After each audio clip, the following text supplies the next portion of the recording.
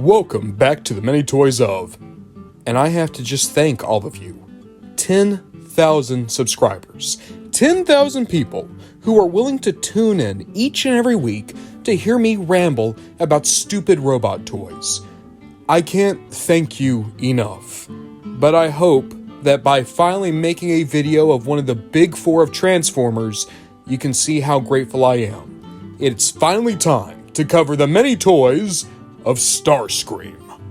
Before we begin, a big thank you to Glitter 3D240, Amber Gamble 8794, Matthew Morgan 3913, Aiden Burnett Y8G, Mindy Ransom 1908, Zindral 6329, Freddy Fazboy 399, Dr. Geiger Counting, The Rusty Doorknob 1164, Pedro Stefani 3145, Stinger Saint 127, Luker 727, Plush Dream Adventures, Hortica Nate 3821, AJ Bows 21, and Estalia 2245. Thank all of you, as well as again, the 10,000 subscribers. Good God, that number sounds way too high for a channel like this, but the 10,000 of you! For that, it is time to finally talk about Starscream. If you're a Transformers fan, you know Starscream. If you were born in the 80s, you know Starscream. If you are a person alive on the planet today, you know Starscream. Everything about Starscream was started in the 80s in some way, shape, or form. But, for the sake of the show, why don't we actually talk about him for anyone who may not know? In 1984, Starscream was Megatron's air commander and his second command on Earth. He was brilliantly voiced by Chris Latta, who gave him an iconic voice. So iconic that he also used it for Cobra Commander, which is why these two characters feel so joined at the hip for every Transformers G.I. Joe crossover. Starscream, retreat! A Decepticon never retreats! Starscream was such a beautifully rounded out character. He was a brilliant scientist, but lacking in common sense. He was an incredibly skilled flyer, but also clumsy. He was very powerful, but not as powerful as Optimus or Megatron. He was captivating and charismatic, but his ego often got in the way. You see the brilliance of Starscream. He is as good at things as he is terrible at them. Every one of his major attributes have a drawback in some way, shape, or form. Starscream was always intelligent. Starscream was always fast and powerful. But overall, his cowardice and his ambition would always ensure that he could not topple Megatron. Their relationship is one of the bedrocks of Transformers. It's hard to think of a single continuity that doesn't in some way, shape, or form live and die on the Megatron Starscream dynamic. But every version of Starscream, in some way, shape, or form, still carries this original Seeker Commander inside them. I could say the same thing about his very first toy. Coming out in 1984, Starscream is odd to the modern eye, but for the time he was one of the largest and most complex Transformers in the entire line. I will say, this toy has not aged particularly well, but I do still enjoy it. The robot mode is solid. It's definitely not anything like what we saw on screen, but you can see the ideas are here. He has the wings just on his hips as opposed to on his back. All the proportions are almost like the cartoon. The issue with this Starscream is the transformation. Not the jet mode, mind you. The jet mode is absolutely beautiful, one of the best jet modes Starscream's ever had. Truth be told, for these original G1 toys, the vehicle mode was always where they shined the most. But the transformation for Starscream is honestly more like a model kit. You gotta take off his wings, take off the tail fins, take off the guns. You have to take off the landing gear that has nowhere to go in robot mode. Put on his fists that have nowhere to go in the jet mode. Even his guns change out. The jet mode is supposed to use his cluster bombs, and the null rays are only supposed to be used for robot mode. Starscream is a hard toy to find complete nowadays, and it's entirely because he doesn't so much transform as he does explode and then come back together. If you weren't into his proper action figure, you could also go over to HG Toys and get a stamp bot, a zipper clip, or a clip-on pocket clip of Starscream, and you can see they are all made in the image of the original toy as opposed to the cartoon. In all honesty, the Starscream I get the biggest kick out of from 1984 is the 3D Jigsaw stand-up puzzle. So you could take this puzzle from Warren, and it would show you the Seekers fighting Optimus Prime, Sideswipe, and Sunstreaker, but using those same pieces, you could reassemble them to make a 3D model of Starscream's robot mode and jet mode. In 1985, Starscream would actually get a lot of revisions. Just like all the 1984 boys, he was given a rub sign, but Starscream also had modifications made to his tail fins and his fists. Popping over to Japan, you could get the Kabaya Milk Caramel Starscream, very similar to the Decoy. This is just a tiny rubber figurine of the Seeker Commander. Kabaya would also give us the Transformers Choco model kit of Starscream. This is a very simple transforming model kit, as well as the original iteration of their Transformers Gum Starscream. This one you have to take apart, but at the same time it also looks really nice. And finally, you could get the Decoy Starscream we all know and love from the Destron Hero Collection 22 multi-pack. 1986 would be an odd one for Starscream. Like almost all of the Season 1 characters, he was killed off in the movie. The only issue is that his toy was still selling incredibly well. Due to still wanting to promote a toy that was supposed to be discontinued, the writers ultimately brought him back as a ghost in Season 3, giving him 2 more major appearances. In Takara Tomy markets, you could get Starscream alongside Megatron in the Goodbye Megatron 2-pack. Going into 1997, Starscream would have to scrounge up only a handful of releases. For instance, he was reissued in South Korea in a 2-pack alongside Sideswipe in the Transformers Gum line.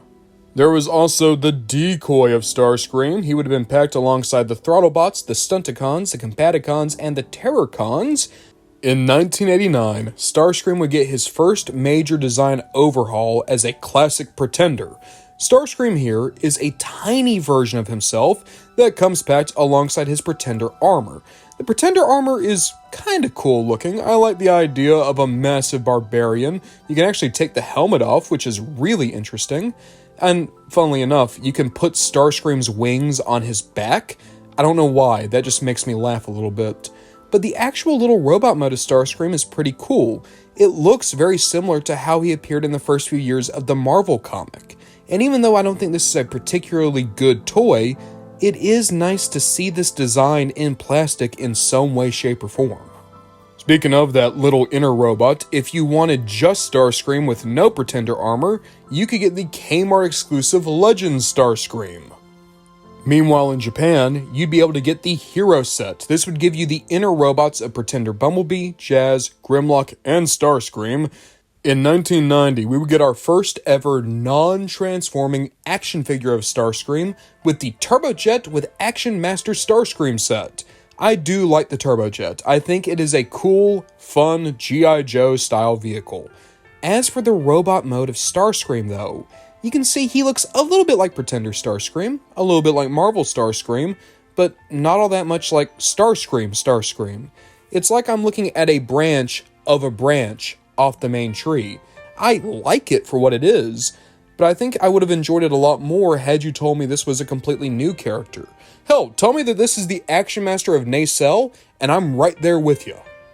Then again, if I thought Action Master Starscream was too far off the beaten path, check out the Parody deformed Starscream. If I didn't tell you that this was a Starscream, do you think you'd be able to ID him in a lineup? In 1992, it was time to enter the second generation of Transformers, and G2 Starscream kind of missed the boat. I mean, I feel like most G2 characters got to have wild decos and big splashes of color and personality. This Starscream feels way too vanilla. Now, I will say that there were some important changes made. He now has new spring-loaded missile launchers, long missiles that you'd find on basically every reissue of Starscream for years to come, and he comes with a sound light energy unit. That weird engine block in the back of his jet mode actually makes noises and lights for the jet mode. Overall, I don't think this is a bad toy. It was just an outdated toy, and an outdated toy with a bad deco to boot. Before we leave G2, I want to pop into 1995 for just 1 second to look at Advanced Tactical Bomber Megatron. This was a planned, but ultimately cancelled redeco of G2 Dreadwing, and you can see that he would have come with a little version of Starscream. Keep this in mind. These two might have never come out, but this Starscream would have a life of his own in just a few years. We have to talk about a pet favorite of mine in 1997 with Machine Wars Starscream. Machine Wars was an interesting line that was supposed to coincide with Beast Wars. The idea was, if you weren't too big on the beasties, pop into your local KB Toys and check out some of the all-vehicle Transformers. The vast majority of them were all G2 or European G1 repaints and redecos, with Starscream here being a pretty extensive redeco of Skyquake. Skyquake was already one of the best European exclusive Decepticons, and being given this far darker color scheme, it makes for one of the more unique and powerful looking Starscreams. 1998 would be a massive year for Starscream. Not only would he make an appearance in the Beast Wars cartoon as a ghost that possessed Waspinator, but he's one of the few characters to get their very own iteration in the Beast era, that being Beast Wars 2 Predacon Starscream. Here, he is the second in command of Beast Wars Galvatron, and more importantly, this Starscream set the precedent for every Starscream to come after him. You see, G1 Starscream was a wonderful character due to how broad he was. For every Starscream after, they would kind of focus on specific personality traits and let that inform their new version. For this Starscream, it was the idea of G1 Screamer's snobbishness. This Starscream is a complete narcissist, totally in love with himself, his appearance, and his upper class background. He sees everyone as being beneath him, low-class trash. And the only person he has any type of liking for, aside from his boss, is BB, his bodyguard.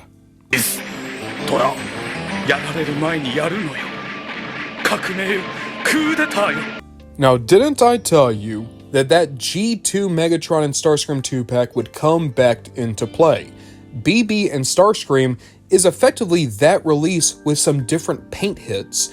That same year, you'd be able to get the 2 against 1 showdown. This would give you Bighorn, Starscream, and BB. You'd be able to get a PVC figurine of Robot Mode Starscream in the Beast Wars Collection Special 10.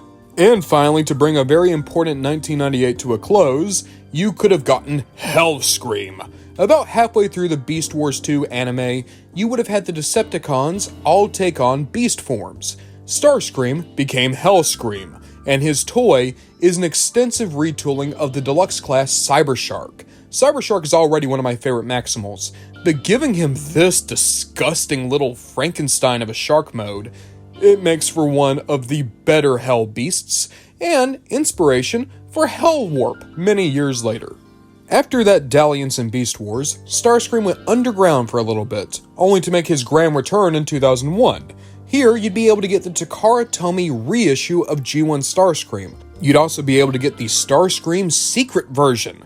You could make the argument that this might be the first depiction of Ghost Starscream in toy form ever.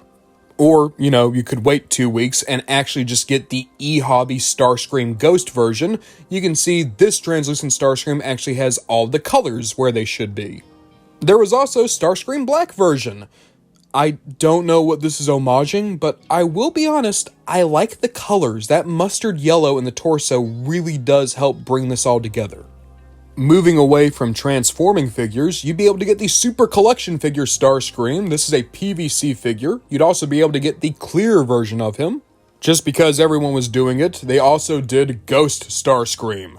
2002 would be a massive year for Starscream, but not G1 Starscream. He only had a couple of figures to his name this year. For instance, you could get the Coronation Starscream, again from the Super Collection figure line, and this is the first ever depiction of Coronation Starscream, so there's that. In US markets, you could get the Heroes of Cybertron Starscream and Starscream with Crown. These are just the Super Collection figures re-released with somewhat better paint. None of that matters though. The reason 2002 is important to Starscream, is because he was introduced into Transformers Armada. And this might be my favorite version of Starscream. It was most certainly the first version of Starscream I ever knew. And it's such a beautifully unique take on him.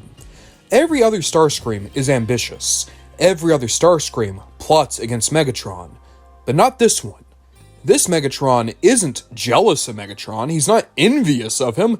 He hates Megatron. He hates Megatron with every fiber of his being. He hates Megatron to the point of working with the Autobots, not out of a sense of honor or pride, but because the Autobots also want to destroy Megatron.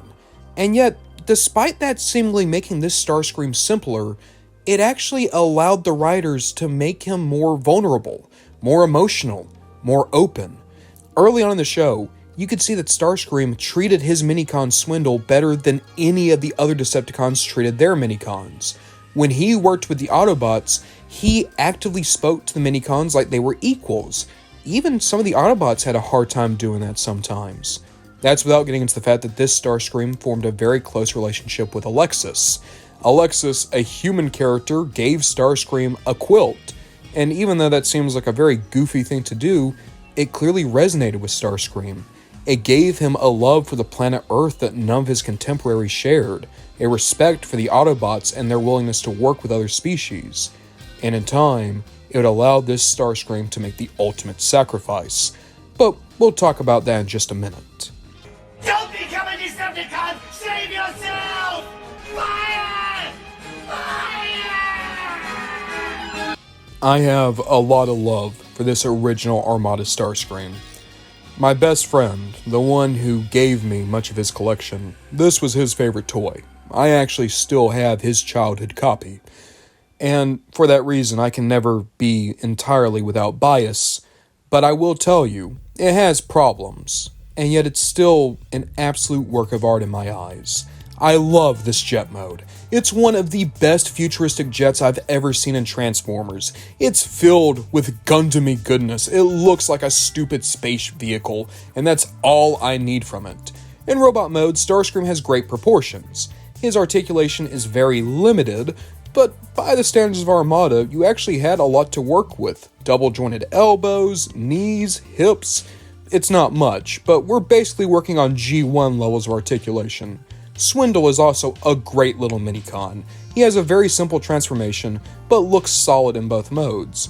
And he's able to unlock Starscream's cannons that actually are able to fire missiles and work in both his robot mode and his jet mode. If that gimmick wasn't enough, you can unfold his wing to create his sword, just like in the anime. I love this Starscream a ton. I can't put to words how much he means to me. And even though he's not the best toy, I'll always stand by he's one of the most fun and impressive Starscreams you'll ever find. Starscream would blow up in 2003, but let's stick with Armada for just a moment. In the Unicron battles, Starscream was given a new body from the minicons, which is when he says the famous line, It looked like Thundercracker. That would have been the first time I ever heard the name Thundercracker. My favorite Transformer was introduced to me through that silly line. And I'll be honest, even though this is technically a Starscream, it is my favorite Thundercracker design, which means that it's also one of my favorite Starscream designs. I love Starscream during these last few episodes of Armada. You see everything that was building up to him finally bearing fruit. The idea that he's not necessarily an Autobot, but he has more honor than the other Decepticons. The fact that he's constantly pushing Galvatron to work with Optimus against Unicron, leading to one of the best moments in any Transformers show ever. Calling Galvatron out, the duel, and most importantly, the fact that Starscream does not activate his sword. He goes into this fight knowing that he will die, but his death will goad Galvatron into action. He doesn't activate his sword because defeating Galvatron now would only ensure the destruction of Cybertron. He did this knowing full well what would happen, and his sacrifice is one of the single best moments of any Starscream. You trusted me, Alexis, and I thank you for that. The Starscream Super Mode, or Thundercracker here in US markets, is great. It's just that original Starscream toy given an even better color scheme, and even little Swindle looks great as Zapmaster. Admittedly, built-to-roll Starscream with Swindle looks nowhere near as nice. He's one of the better built-to-rolls, for whatever that matters. Sadly, even though many Armada Starscream toys would come out this year, very few of them actually use the new blue deco. I mean, just look at the Happy Meal. That's the original design. It's a great little flip-out transformer, very similar to the G1 Jump Starters, but come on, couldn't it have been blue? The Super Collection figure of Starscream would come out. This is a PVC figure, just like the Heroes of Cybertron G1 version we talked about. The Mega Super Collection figure is one of the best things I've ever seen. A highly articulated, non-transforming Armada Starscream with Swindle, and Swindle is also articulated? Why didn't you guys ever tell me this thing existed? I'm mad. I am actually mad at all 10,000 of you. How dare you not tell me about this toy? Check out this guy. He looks great. Made by Omron Entertainment, this is a good non-transforming Starscream. 5 inches tall, well painted. He was actually supposed to be released in arcades. There was a tiny Armada Starscream that came with the Battle for Cybertron game. There was even the Bubble Twist Starscream that would come with Bubble Twist Bubblegum, released only at Toys R Us, and, at the very least, this Starscream did come in blue. Popping back over to G1, you'd be able to get the Commemorative Series Starscream. This was the first reissue of G1 Starscream in US markets. In Japan, you'd be able to get the Transformers Collection Starscream, which would actually come with a gun mode of Megatron. Admittedly, one of my favorite G1 Starscreams is the tiniest one. The smallest transforming Transformers took that G1 mold and shrunk it down to 2 inches tall. That said, if you thought it was hard to keep up with all the pieces of the big one, imagine how easy it is to lose pieces of this one. The official Transformers Collectors Convention would actually give you a massive collection of Seekers. This took the Heroes of Cybertron Starscream, Thundercracker, and Skywarp and gave them 3 Air Warriors. Not exclusive figures, but a great army builder set. In Japan, you could get the Mega Super Collection figure of Starscream. This is a 5-inch tall, highly articulated version of the guy, and it feels like this is everything Action Masters wanted to be and more. He looks pretty solid, all things considered. There was the Hard Hero bust of Starscream, the My Clone Starscream, the Q Robo Starscream, which actually came in both the normal colors and translucent purple and looked pretty cute. Hell, if you were in Japan, you could walk into a 7-Eleven and get a bottle cap of Starscream. 2004 once again proved that Energon was the weird middle child of the Unicron Trilogy. You see, Armada Starscream is one of the most beautifully unique versions of the guy. Cybertron Starscream is basically G1 Starscream if competent. Energon Starscream has next to no personality. It's because in Energon, he was effectively a zombie brought back to life, but without any of his memories. All that great character depth, that wonderful arc he went on in Armada, all gone. All gone. Even worse, none of the other characters talk about this Starscream as if he were the other Starscream. Alexis is in the show, and they never think to have the episode of Alexis and Starscream reunite. I do not know why they never thought to have that happen, but it leads to this Starscream feeling disjointed. It feels like he's not meant to be the same character. His combat class toy is actually really cool. It was one of the most articulated Transformers of the time. The transformation's a ton of fun, his jet mode looks solid, and I like a more muted color Starscream. It's cool to think that this is a Starscream that's more serious and mysterious. I just hate that it's supposed to be the same Starscream that we've known and loved from the first 2 years of this Unicron trilogy. I'll give the devil his due. Built-to-roll Energon Starscream is the best built-to-roll toy. Look at that, he actually kinda looks like something. I'm actually not big on the Takara Tomy version of Energon Starscream. Superlink Starscream just has a bit too bright a red. It kind of throws the entire figure's contrast off. It felt like they were mocking me with the Prowl with Long Arm and Starscream with Zapmaster multi-pack. Look at that. That is Armada Starscream with Energon Starscream colors. Don't get me wrong, it looks beautiful and I love it, but it's just reminding me more and more that they assassinated this character. Energon Starscream also got a G1 inspired repaint, and funnily enough, he kinda reminds me of Pretender Starscream. Popping back over to G1 Starscream, we'd get another middle child of a sort, one that you might even call a missing link. Say hello to Robot Master Starscream. Now, to be sure, to our modern perspective, his proportions are a little bit strange, his articulation's very limited, and his transformation's pretty rough.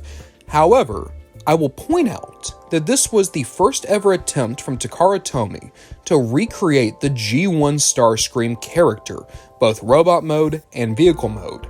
And there are some good innovations made here.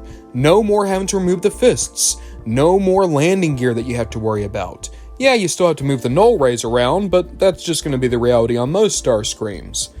I want you to look at this Starscream and realize that just a few years later, they were going to make Classics Starscream. I stand by this. I feel like this was, in some ways, the first baby steps to making one of the best Starscreams of all time. You could also get Starscream Limited Black version. This was a Melloway item, and I like the colors here a ton. It makes me think of Ramjet if Ramjet wasn't a conehead. Finally, there was the History Collection Starscream. This tiny PVC figurine actually has shoulder articulation and is really well painted for the scale. Rolling into 2005, G1 Starscream would actually be given a Palisades statue. And even though it looks a little bit soft in the sculpting, it is a solid enough representation. There's also the Ghost of Starscream Previews exclusive, same toy, just translucent plastic. Am I to be defeated by Starscream? 2005 would also see Starscream included in Transformers Cybertron, the third part of the Unicron Trilogy. And this Starscream isn't just taking one or two personality traits from the original G1 Starscream. This feels like the ultimate culmination of what G1 Starscream could have been. If G1 Starscream was a little more powerful, a little more competent, a little more confident. This Starscream was an emperor in waiting. His schemes worked. He actually became the main villain of the show for a little bit, getting rid of Megatron pretty easily. And moreover, there was a point in which he was able to stare down God for a few minutes. Yeah, sure, he was only a threat to Primus for one episode, and not even the full episode, but when you get to be that level of powerful and intimidating, you're a top-tier Starscream, no matter what happens to you. Now witness the power of one who has sacrificed everything! The Galaxy Force Voyager Starscream is nothing short of a work of art. Yes, the articulation suffers. He's basically on par with some G1 toys, but the presentation, the proportions, the paint, the gimmickry, everything else is so strong that you can forgive the articulation. The jet mode is great. It looks like the Tetrajet from G1, just more streamlined, a little bit more, realistic feeling. And when he transforms, he is a powerful Starscream. This is the second in command of the Decepticons. This is a challenger to Megatron. This very well might be the most physically intimidating version of Starscream ever, in keeping with the fact that this is one of the few Starscreams to ever win. That said, the US didn't get Voyager Starscream. Hasbro decided to blow up the Voyager mold to Supreme Class, and we had a giant Starscream. Now, to be fair, this is so that he can fight off Primus. Primus was also a Supreme Class toy. I understand that logic. I would point out, though, he was only this big in Titans. He was only like this for a single episode. The vast majority of people buying this toy bought him when we were still early into Cybertron, where he's supposed to be shorter than Megatron. You would be able to get the Voyager Starscream in US markets, but only in a Thrust-inspired repaint.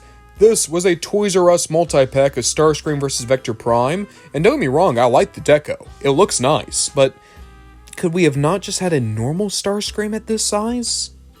I won't complain about Legends of Cybertron Starscream though. Weirdly enough, he has better articulation in the lower body than the Voyager guy, and overall, the design translated well to this scale.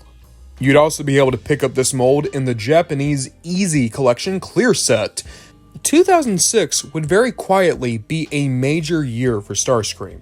Starting off small, you could get the Tactics Starscream, obviously inspired by Cybertron Starscream. Titanium would make a 3-inch Robot Master of Starscream. Starscream would be the second ever character depicted in Masterpiece, but unfortunately, this is a very odd release.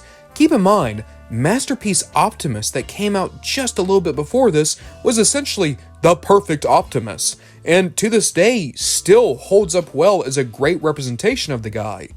This Starscream is very, very different. I mean, looking at his F-15 Eagle mode, it's great, and to be sure, it came in the colors that the jet actually was produced in. If you want to look at this as a more realistic take on G1 Starscream, I really do enjoy it. It works. That said, it also doesn't really work as a robot mode. That jet mode is beautiful, it's covered in great gimmicks and very solid sculpting, but the transformation is a nightmare, and in robot mode, Starscream has very odd hip kibble, strange, weedy thighs and arms, articulation that doesn't hold up all that well, and yet you also have great things like the alternate faces, including one of the best smirking head sculpts I've ever seen on a Starscream. Admittedly, a whole lot of this comes down to the fact that this wasn't designed by a Takara Tomy employee. This was entirely designed by Shoji Kawamori. Shoji Kawamori is more famed as being the main mecha designer of the Macross Valkyries. And when you look at it from that perspective, the idea that this is effectively just another Macross toy, it's really, really, really nice. This is also the point where we need to point out, Macross and Transformers have two very different design philosophies, and this Starscream is showing how they don't always mix. Can you picture this? The Masterpiece Starscream is actually second fiddle to a Starscream that came out this very same year. Because if you had walked into any store in the world, there was a good chance that you would come across a toy line known as Transformers Classics, and there you'd be able to find the deluxe class Starscream. Almost every G1 version of Starscream has been inspired by the transformation that was perfected here. This is a wonderful deluxe, and the transformation is still one of the best of any Starscream. The jet mode is incredibly nice. I really like the extra colors here. Even though later on they would redo this guy in far more G1 accurate colors, I like the extra blue and red here. It makes Starscream feel more dashing, a little bit quicker and sleeker. In robot mode, his articulation certainly suffers. He has a hard time making use of stubby arms, and his legs are impaired by his torso design. Also, those missile launchers, the null rays, need to go on a diet. But I would also say I have a hard time really criticizing this Starscream. He kind of became the poster child of seekers within Transformers for years. There's many people who have collected every version of this mold, and I'll be honest, I wish I could too. If you would like to learn more about Classic Starscream, please go watch the history of the Classic Starscream mold. I went over it in detail here, and you should know that this really is one of the most important Transformers ever made. If you thought 2007 was crazy, just wait till you see what we got up to in 2008, starting with the Walmart exclusive Masterpiece Starscream. This Hasbro version was actually far more cartoon accurate, which is a total reversal of how it usually goes between Hasbro and Takara. Titanium series gave us a version of the War Within Starscream, and even though he looks pretty good, admittedly he doesn't make for the best toy. Takara Tomy would also release the Encore version of G1 Starscream. KISS players can go f*** itself. And Robot Heroes would give us an absolutely adorable Starscream to go up against Mirage. With all that said, clearly the most important thing to happen to Starscream this year would be his inclusion in the 2007 Michael Bay Transformers movie, and this is the single worst version of Starscream. I'm sorry. Charlie Adler is perfect casting for Starscream. Good God, this is the guy who voiced Ickis in my favorite Nicktoon, Our Real Monsters. He voiced the red guy, Cow and Chicken, in Cow and Chicken. This dude was purpose-made to do Starscream, and they made him speak through so many filters that it could have just been any schmuck. You humans have taken it. You can't hear any of the great pathos he could usually give his characters. And in the movie, Starscream does nothing. He is able to flip around the Hoover Dam, he shoots a couple of missiles, and then he might shoot Megatron at the end. The only cool thing about Starscream in this movie is the fact that we see him fly off at the very end, but we also know now that that ultimately doesn't matter. Unless you read the IDW comics, he was just flying off so that he could babysit some weird robo-toddlers. Hello, it's me! Should you be scared? Oh yes, very. That said, this Starscream did get a lot of toys, starting with the Legends class Starscream, and this thing is so boring. Look at that, like a little beige Dorito. This same Starscream would be released in the Battle for the Allspark multi-pack exclusive to Toys R Us. Popping up to Deluxe class, the Protoform Starscream breaks my heart. You look at it, it's this wonderful mesh of G1 and Bayverse Starscream. I even like his Meteor mode. He is the perfect antithesis to Protoform Optimus, which is itself one of my favorite movie bots. Unfortunately, you might notice that this Starscream is entirely done in gold, and that ain't paint, that's gold plastic. This is one of the last Hasbro figures to suffer from gold plastic syndrome, and it's his entire body. To add insult to injury, they redid this mold in entirely clear plastic. You get to choose how you want this Starscream to shatter. At least the Voyager class Starscream won't break on you, and to be fair, it is an okay toy. The jet mode looks fine, even though there is a whole lot of underhang, and when he transforms, he's one of the more accurate movie bots. What I will say though is, he doesn't have proper hands. He just has those big missile launchers. And even though I think they're pretty cool, the gears shear themselves very, very quickly. In fact, there's many people that have pulled this Starscream out of the box and the missile launchers just straight up don't work. Unfortunately, this is yet another toy that had a bit of a bugged automorphing gimmick, meaning that this Starscream has a hard time even transforming correctly these days. You'd be able to get this same Starscream in the Sam's Club exclusive 3-pack of RC, Starscream, and Optimus Prime. There was also the Target exclusive G1 inspired repaint, and I'll be honest, I just don't think these colors work on the mold. It's too monstrous for someone as cutesy as G1 Screamer. Exclusive to Toshiba stores, you could get the Starscream Viridia Red model. This is a very cool redeco of Starscream. It actually brings Thrust to mind. The Target exclusive Deep Space Starscream is actually a more movie accurate version of Starscream, giving him a lot more silver than beige. For younger Transformers fans, there was the Fast Action Battlers Battle Blade Starscream, and I like this little guy a lot. His jet mode is cute, the transformation's nice and simple, and the robot mode has a surprising amount of articulation. I also really enjoy his claw gimmick.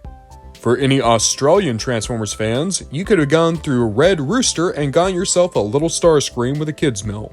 For any fan of role-playing toys, there was the Starscream Barrel Roll Blaster. Not only is that a good Star Fox reference, but it's pretty cool how that big clunky jet is able to transform into a Nerf gun. For the intellectuals amongst you, Starscream would have been included in the Transformers chess set. Starscream was included in the Lunchables Pocket Transformers toy prize range. Basically, if you were able to eat Lunchables and not die from all the lead in it, you could have yourself a very crappy little Starscream. Oh look, Radio Shack was still alive in 2007, and you'd be able to get the Starscream Microflyer, a very simple but also pretty solid RC jet. Burger King did a decent attempt at a simple Starscream in their kids meal line. Ah, robot heroes, you always bring the heat. If you were able to get the Armor Bumblebee and Starscream 2-pack, you get one of the cutest versions of this strange Dorito chicken man that was ever put to plastic. In 2008, we'd be introduced to not one, but two brand new versions of Starscream. Starting with BotCon, we would meet the Shattered Glass Starscream. Based off of Cybertron Starscream's body with G1 Jetfire's colors, this Starscream is, in a lot of ways, everything G1 Starscream wanted to be. He actually is competent, he actually is successful, and more importantly, he actually does carry the respect of his fellow Decepticons. This Starscream is humble, genius, and more importantly, loyal to his cause.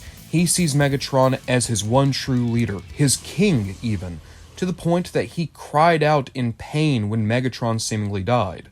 It's only fitting that his toy is wonderful. I adore this Cybertron mold, and given G1 Jetfire colors, it's so striking. It goes to show a good deco on a good toy can give a whole new identity to it. If you didn't tell me this was Cybertron Starscream, I think it would actually take me a second to actually recognize it. Popping back over to the movies, you'd be able to get the robot heroes Allspark, Bumblebee, and Starscream, aka the most threatening movie Starscream has ever looked. You would be able to get the Legend Scale Nightwatch Optimus Prime versus Stealth Starscream, this just the Legend Starscream with an all-black deco. At the Animation Comic Game Hong Kong convention, you'd be able to get the Transformers commemorative box set Decepticon edition, including the Deep Space Starscream, Premium Megatron, Premium Barricade, Premium Blackout, and a normal Brawl. In G1 waters, you'd be able to get the Boss Coffee non-transforming PVC figurine of Starscream, alongside a larger metallic gold version of the same mold. Revoltech Starscream is an absolute delight, one of the most characterful action figures Starscream has ever had. I love how easy it is to make him look like a total schmuck. Going from one of the most articulated Transformers action figures of all times to a bust, you'd be able to get the Diamond Select Starscream, as well as Coronation Starscream, also put out by Diamond Select. Henkei would put out their version of Classic Starscream, and even though it's more cartoon accurate, it still isn't exactly fully accurate. For instance, I don't know what those little rectangles by his crotch are. Transformers Universe would give us a Legend Scale Starscream, being a remold of Cybertron Thundercracker. Of course, the most important thing to happen to Starscream this year, even more important than Shattered Glass Starscream, was his inclusion in Transformers Animated. This Starscream was voiced by Tom Kenny. There is no Megatron! Megatron is offline! Terminated! I did it myself! Saw it myself! The big personality trait of G1 Starscream that defined this version was his unending egotism. You will never find a Starscream more in love with himself than this Starscream, to the point that he literally tried to make a waifu of himself, though Slipstream was not all that receptive. This Starscream was definitely more comical than most, but don't let that fool you. He was a legitimate threat to every Autobot he came across. In the opening episodes of Animated, he actually succeeded in killing Megatron, taking over what was left of the Decepticons, and then almost managed to steal the Allspark right from under Optimus Prime's nose before nearly beating the Autobot leader to death. Starscream would go on to be murdered by Megatron. The infamous death montage serves as a more comical moment that this Starscream would probably like for us to forget, but it also showed another reason to be wary of him. This Starscream was immortal. With a piece of the Allspark stuck in his head, you could not kill him. Normally, I sing the praises of animated toys. I think that they are some of the best engineered Transformers of all time. However, I don't know if I can praise animated Voyager Starscream. His transformation is very rough, his robot mode very floppy. I do enjoy his jet mode quite a lot, and funnily enough, just to keep the Macross connection with Starscream, he's based off of the YF-19 Alpha 1 from Macross Plus, but the robot mode is just so finicky, especially in the lower body. His ratchet joints make it hard for him to get any meaningful pose.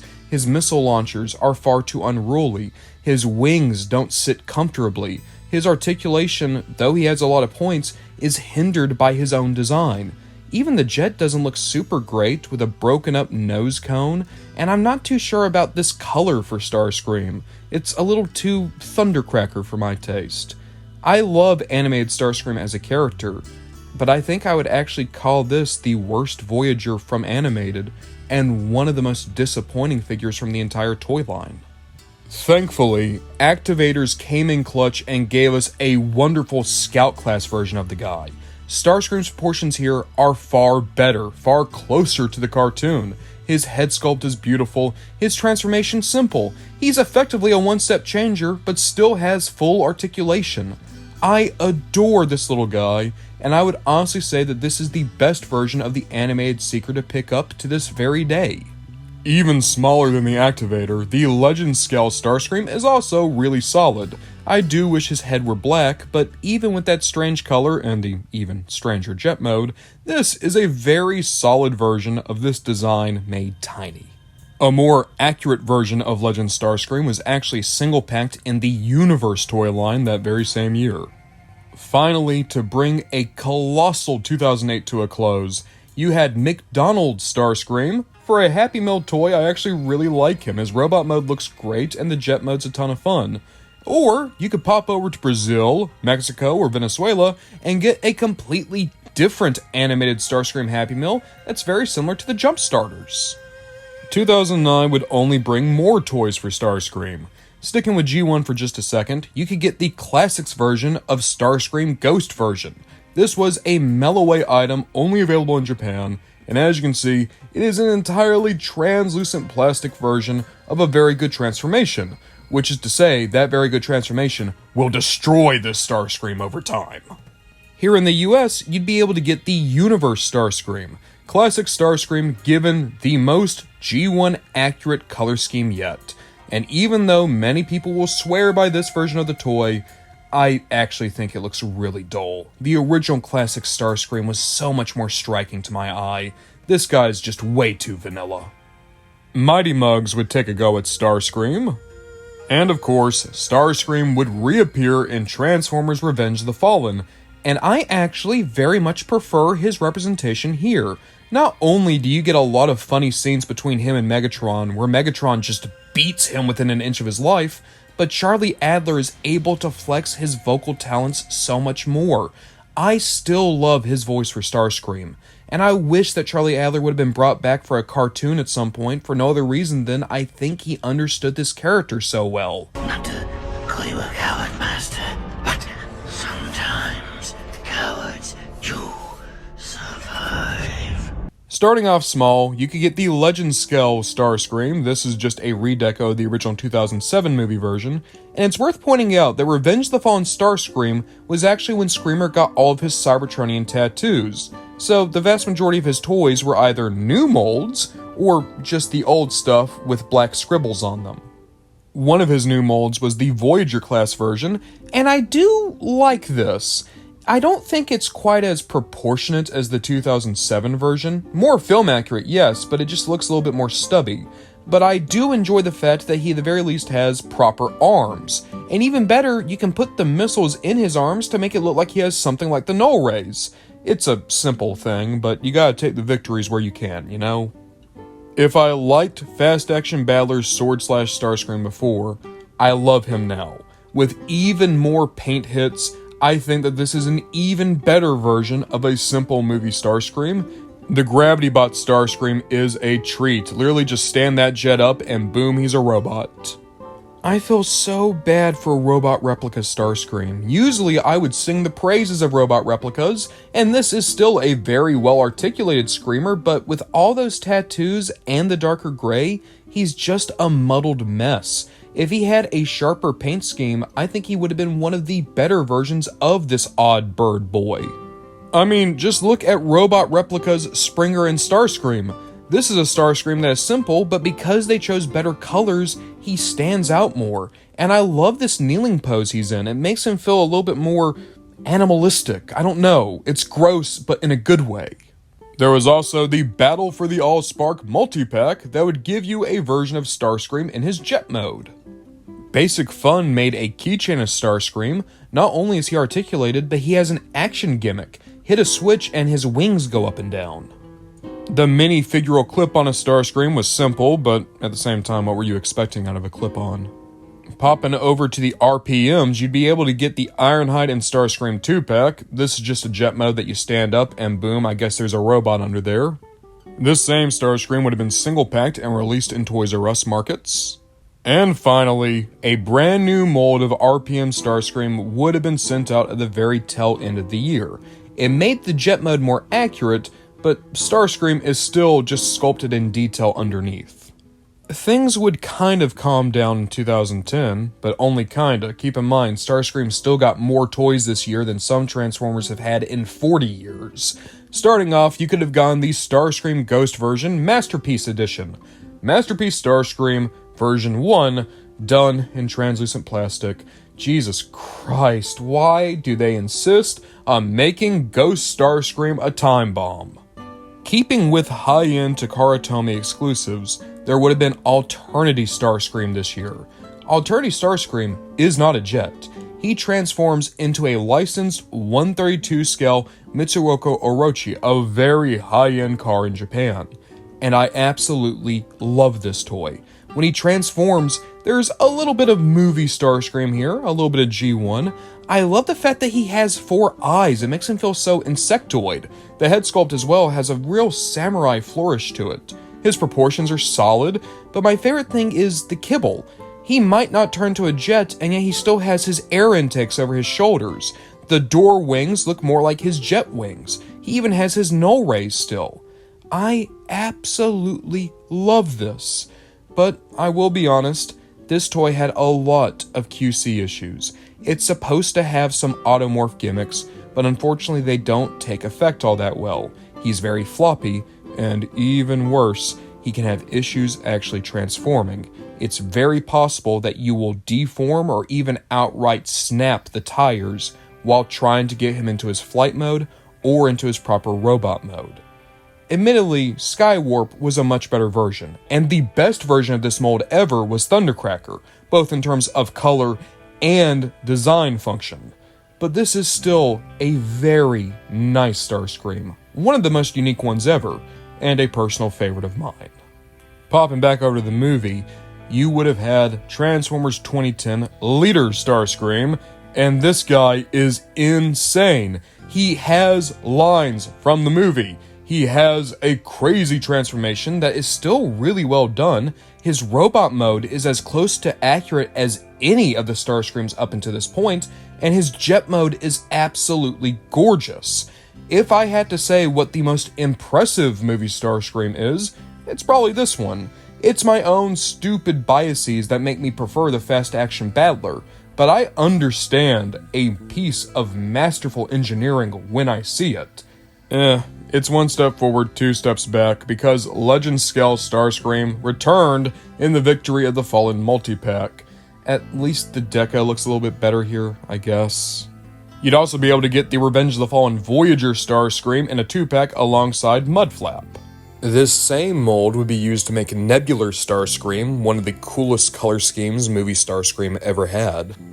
Did you know that there were movie activators? I actually didn't know that. I thought activators were only in animated, but Starscream got one for the movie, and it looks pretty solid all things considered. If you wanted that Transformers 2010 Starscream without the tattoos, you could pop over to Japan and get the Masterpiece movie series Starscream. They thought this leader class toy was so good that they outright called it a masterpiece, and I'll be honest, I kind of agree with them. Going very small, you'd be able to get the Figure Collection edition of Starscream, who's actually based off the Fast Action Battler toy as opposed to the movie model. McDonald's showed up a year late with their Happy Meal toys, but you could still get a pretty cool Starscream disc launcher. There was a Christmas ornament of Starscream. Speedstars did a repaint of the RPM Starscream and made him yellow. Hell, you could even get a Melloway Cyber Hunt Starscream that was only available with the Daily Mirror in the UK, and let's be honest, that's not Starscream, that's Thundercracker. You cowards! Just call him Thundercracker. Animated was entering its final year in 2010, which is when Starscream got a bunch more toys. Sticking with the original Voyager mold, Takara Tomy released their version, which is somehow even less show accurate. Voyager Screamer would also come out in the Speed of Sound Showdown with Bumblebee that year. Still in Japan, you could get another multi-pack alongside another Bumblebee, as the Activator Starscream was put in the Animated Super Collection Volume 2, alongside the aforementioned Bee, Bulkhead, and Grimlock. Even Legend Starscream got to return for a little bit, showing up in the Easy Collection as the Starscream Clear Purple version, as well as the Easy Collection Limited Clear version, which, oddly enough, is a different translucent purple Starscream. We'll end this year on a bit of an oddity. Had you pre-ordered Transformers War for Cybertron in the UK, you'd be able to get a Legend Scale Cybertron Starscream with a new deco. And this, technically, is the first ever toy of the Aligned Universe Starscream, as it's supposed to be the War for Cybertron version. But we'll talk more about them in the years to come. In 2011, we'd say goodbye to one of the worst Starscreams ever, and hello to one of the best. But to get to the best, we gotta go through the bad. Say hello, Dark of the Moon Starscream. In Dark of the Moon, Starscream showed up, and then he shot at a shuttle, and then he headbutted a wall to try to get a bomb out of himself. He died in this movie. Oh, my poor master. How it pains me to see you so wounded. At least he got some toys out of the deal. For instance, you could get the Cyberverse Starscream, which was finally a new Legend Scale movie Starscream. It's still not great, but it's better than what we had, and he comes with the Orbital Assault Carrier, because, you know, he needs a launch pad. This is just straight up bullying. You could get the Toys R Us Bumblebee Starscream 4-pack. It would give you a version of the Cybertron Legend Starscream alongside a version of the movie Legend Starscream. And come on, man, you didn't need to make this guy look worse. He was already an inverted triangle. That said, if you wanted just the Cyberverse Starscream on his own, he would be single-packed a few months later, though he was missing his Cybertronian tattoos. The Deluxe Class MechTech Starscream is such a fun deluxe. A very fun transformation, a beautiful looking jet, one of the first times that the tattoos actually looked good on a toy, and even better, in robot mode, this was such a great posing Starscream. His articulation was so well thought out, and it made the robot mode flow so well as a result. This same Deluxe Starscream would actually be packed with a Leader Class Bumblebee as a bonus value pack. It's really weird that Deluxe Screamer is having to carry this set. There was a Target exclusive repaint of the Revenge of the Fallen Starscream that had a little bit more red. RoboPower would do an Activator Starscream, though truth be told, this was more like a redo of the Gravity Bot. Bashbot Starscream would do his best to do a Rock'em Sock'em motif with Optimus. There was a Robo-Fighter Starscream. If you were to push his cockpit, you would have a couple more weapons and armor pop out. Popping over to the Speed Force mini-changers, a tiny figurine Starscream would have gone up against Optimus Prime and then Sideswipe. Starscream would also get his very own Stealth Force toy, a really cool jet that was able to switch out to look more like a Harrier jet filled with guns. You could also get model kits of Starscream's jet mode, both with and without tattoos. Speaking of jet mode only Starscream, had you gone to San Diego Comic-Con that year, you would be able to get a Sky Striker done up in Starscream's colors, and he'd be packaged alongside Cobra Commander. The Chris Latta boys are finally united. Kabaya made a model kit that was almost a note-for-note remake of the Classics Seeker, specifically the Henkei Starscream. Keeping with G1, you'd be able to get the Legend Scale Starscream from the Transformers 2010 line. This Starscream has a deceptively clever transformation, and looks great in both robot and jet mode. It's also worth pointing out, he has a variant. There's both the normal one that has the black helmet, and a much rarer version that has an unpainted gray helmet. This same Starscream would be released in the Takara Tomy Chronicle line. And finally, there was the Creo Starscream. Even though the Creon is based entirely off G1 Screamer, the actual kit itself is supposed to be a combination of movie Starscream, G1 Starscream, and just a little bit of Prime Starscream. Hail, Starscream. That's right, Transformers Prime debuted in 2011, and with it, one of my favorite versions of Starscream ever. Voiced masterfully by Steve Bloom, still my favorite voice for Starscream. I have one simple request that will save your family the pain of grieving. This Prime version of him proved to have a good character arc. You should know that this Starscream is defined by one trait over all else, his cowardice. You will never find a Starscream more prone to panic or cowering than this one. And yet, because he was so cowardly, that made this Starscream far more devious, far more clever with his tactics. He would never just stroll into a room and say he would lead the Decepticons. he would shoot a sneer and slowly try to game the system so that he could take over in time. You should know that this Starscream actually went on a pretty interesting character arc. After Megatron was nearly killed in the Darkness Rising 5-part, Starscream took over the Decepticons for the first half of Season 1, and was met with defeat after defeat after defeat. The Viacons didn't respect him. Soundwave actively acted against him. Knockout and Breakdown didn't really care if he was in charge, and he had to continue to try to assert his authority on any Decepticon who would show up, like Skyquake. Even worse, Megatron came back, and only after Starscream had tried to pull the plug on him. Everyone believes you are deceased. Who am I to disappoint them? Megatron beat Starscream within an inch of his life, which led to Starscream trying to make it out on his own, be his own rogue agent in this war, only to be met with failure there too. He couldn't outmaneuver the Autobots. He couldn't outmaneuver the Decepticons. Even human villains like Mech were able to subdue him and take his transformation cog. He was left broken and alone, and ultimately had to come crawling back to the Decepticons. Which leads to Season 3, where Starscream actually tries to be a good lieutenant to Megatron. In this season, everything he does to try to undermine someone is actually directed at Shockwave. Starscream doesn't want to take over for Megatron anymore.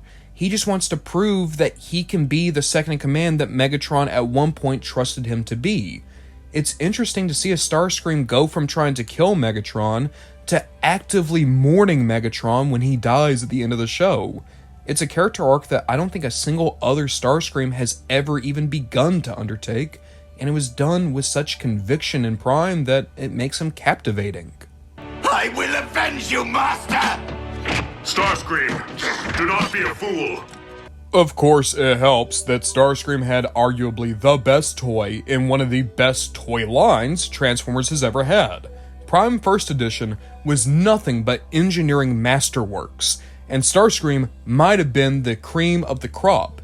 His deluxe jet fighter is still absolutely perfect. You can see it has very little underhang, a rarity for Transformers. And when he transforms, he actually has the thin proportions of Prime Starscream down to a T. Now, granted, he does need a little bit more red, the forehead crest, the knees, the missiles, but even without that, this is such a well-captured version of such a unique design. They even found a way to put his hunch in. Prime Starscream always walks with a bit of a slouch, and this toy captured that. I adore this Starscream. It is perhaps the single best deluxe Starscream has ever had. Jesus Christ, guys, are you still with me?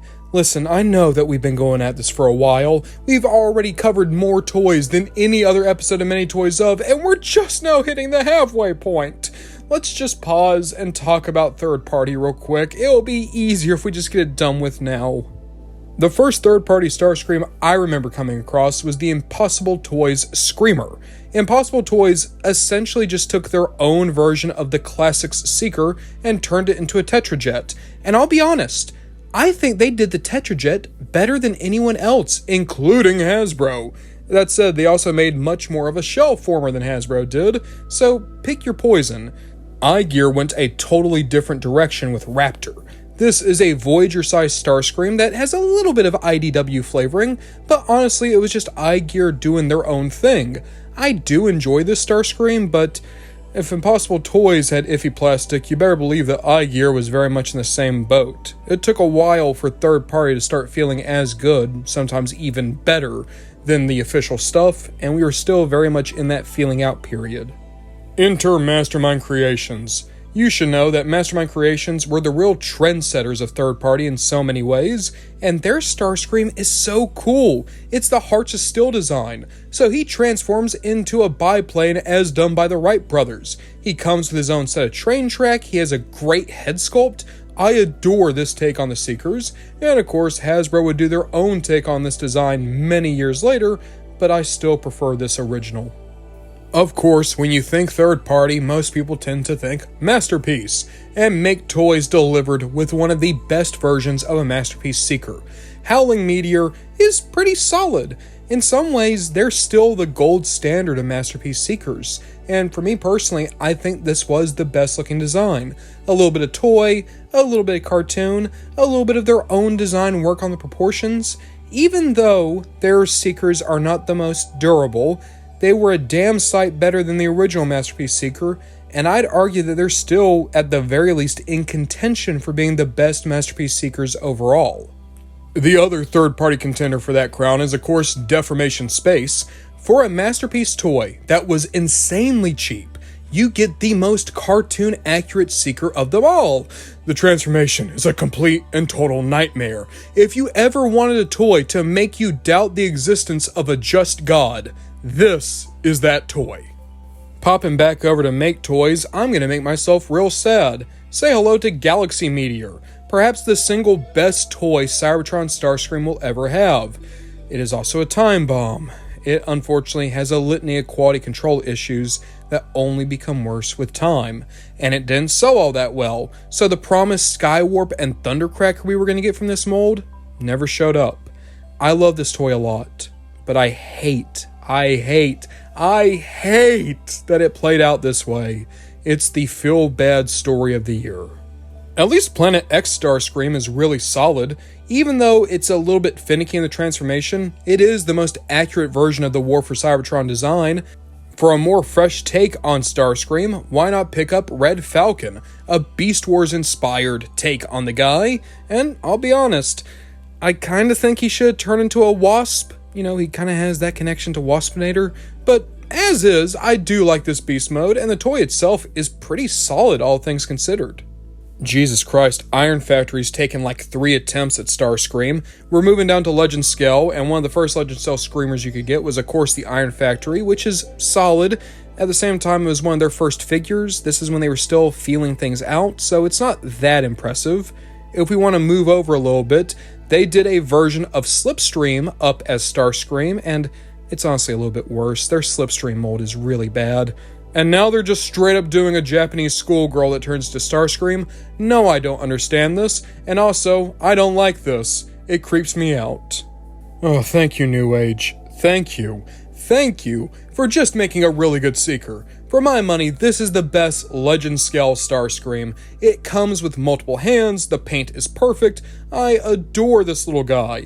Even though I personally prefer Shazam, their version of Action Master Thundercracker, Starscream's colors definitely work on this mold, and it makes for a very good little jet boy.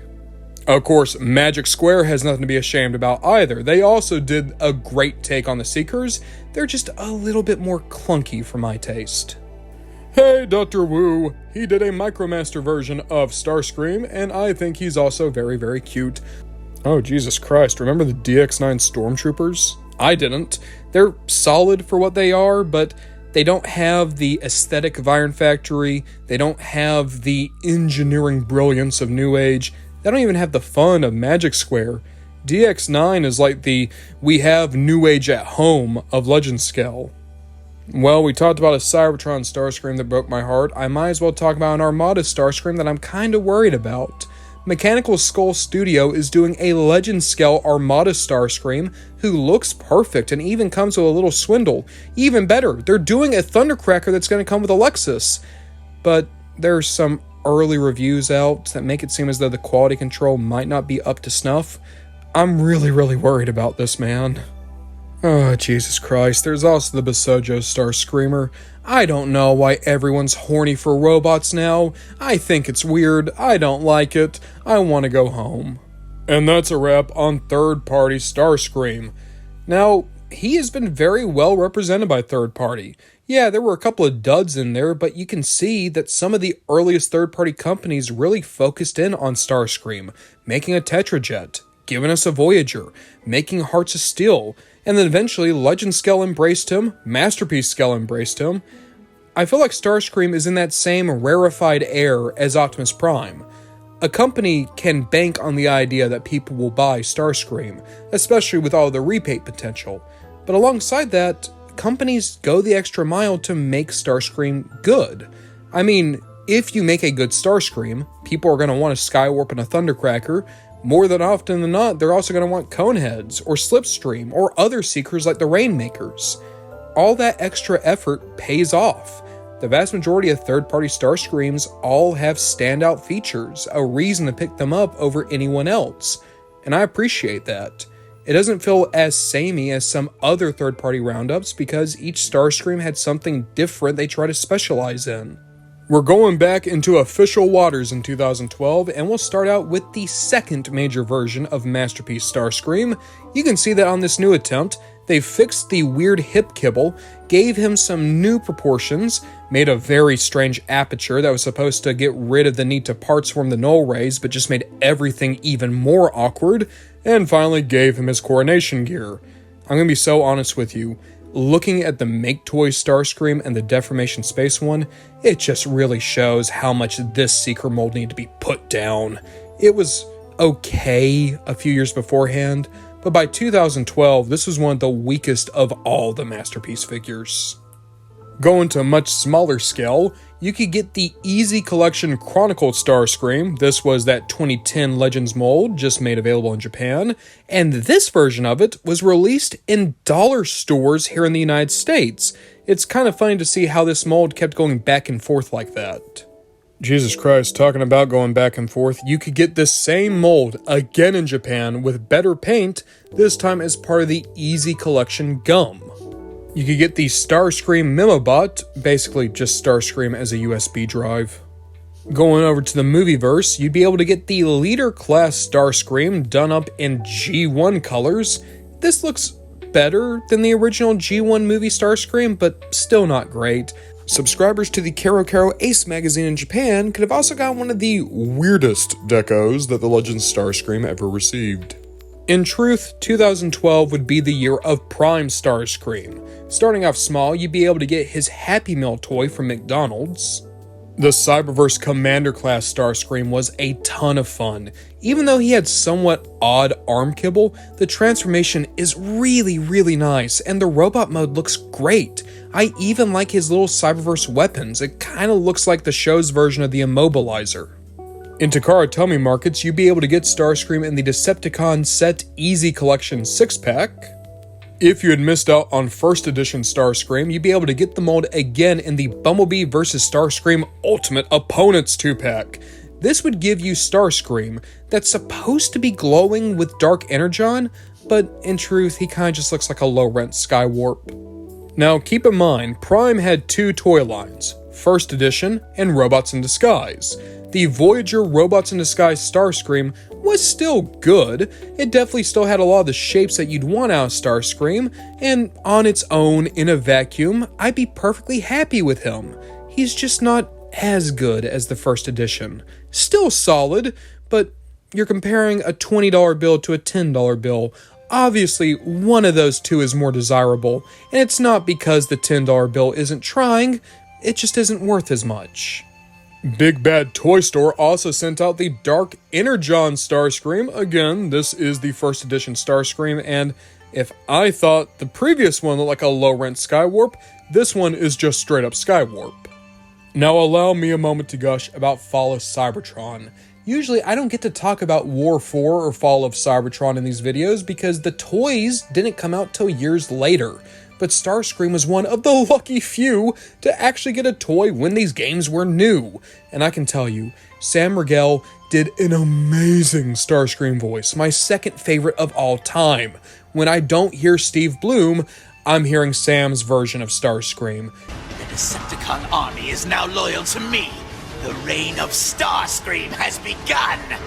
And speaking of this Starscream, he is great. A pompous idiot. Someone who is defined by his delusions of grandeur. He struts about as if he is Primus's gift to Cybertron, and during his very brief tenure as leader of the Decepticons, he blew through over half of their Energon supply just so he could have Energon baths and more lavish lifestyle than any of the Decepticons could bear to have, or afford to have for that matter. No one addresses the leader of the Decepticons in such a manner. Arrest them! Unfortunately, by the time Generations was doing the Fall of Cybertron toys, they were going through one of the worst budget crunches ever. The toys were smaller, they were simpler, and truth be told, they just didn't really hold up. toys like the Combaticons really stretch every dollar they were given, and it shows in the worst way possible. So thank God Starscream is great. In fact, he's better than great. He's one of the best deluxes Starscream has ever had. Yes, I hear the jokes, the jet mode looks weird, but it's accurate to the game. That is how he looks when you transform in War for and Fall of Cybertron. And in robot mode, his proportions are great, his articulation is better than almost any other Starscream, and his accessories! Instead of null rays, he has dual arm-mounted Gatling guns. Top that off with a great head sculpt, and I can honestly say that this is one of my favorite Starscreams ever. Hell, it is my favorite Thundercracker ever, and if there's one mold that I wish got more love, it was this one. 2013 is what I would call a maintenance year for Starscream. No major additions, no big continuity shifts, just all the versions of him getting a couple more toys. Starting out small, G1 Starscream got a custom Creon class. Basically, you just got a big rack of accessories and you got to build up your own little minifigure with the pieces. The Loyal Subjects sent on a Starscream. You could also get the Titan Warrior Starscream, essentially just a non-transforming version of the guy that was made for very young children. You would also get him in a 5-pack alongside Optimus Prime, Grimlock, Megatron, and Soundwave. Popping back over to Prime, you could get the Beast Hunter Starscream, a great deluxe version of the guy who looks a little bit more at home with Mad Max than Transformers, but I'm not complaining. Like almost all the Beast Hunters toys, this design was not made to go in the show.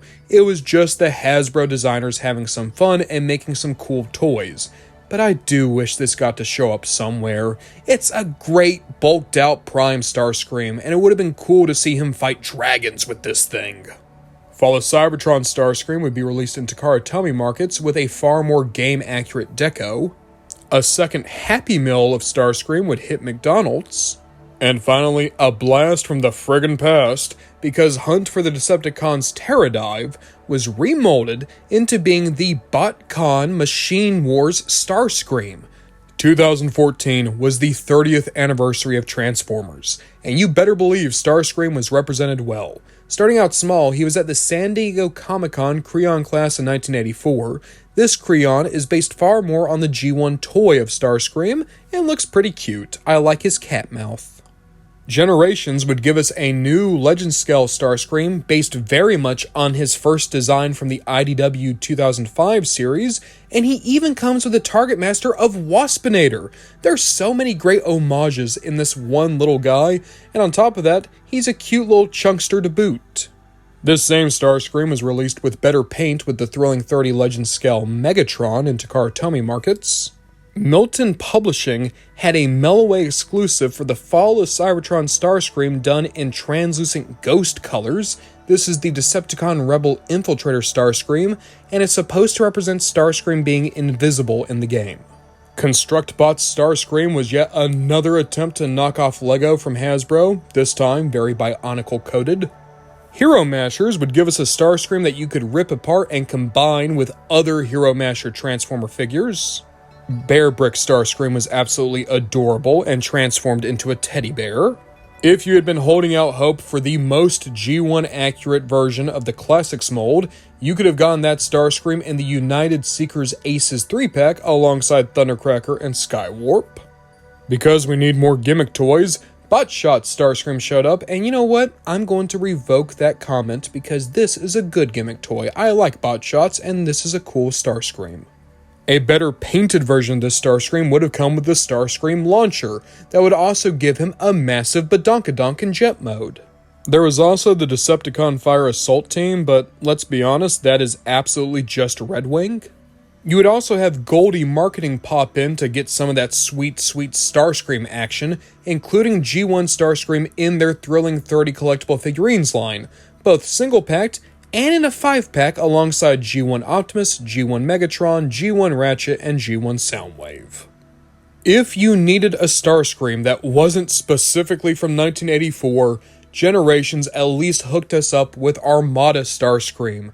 This deluxe is great. Is it the best version of this character ever in plastic? No, but there are good decisions made here.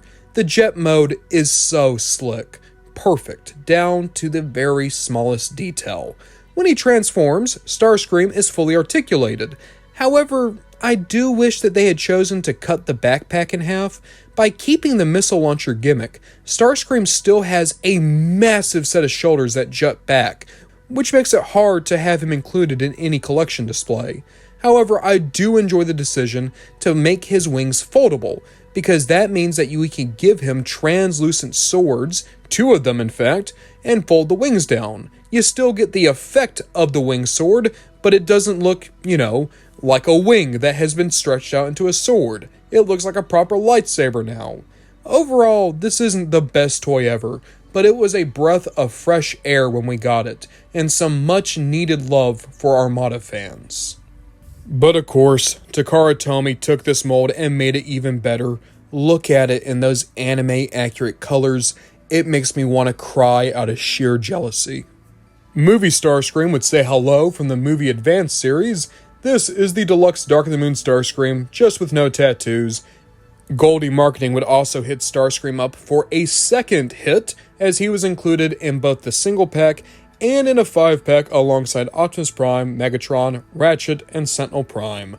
If you couldn't get enough of Constructbots, you could also get the Beast Hunter Starscream this year.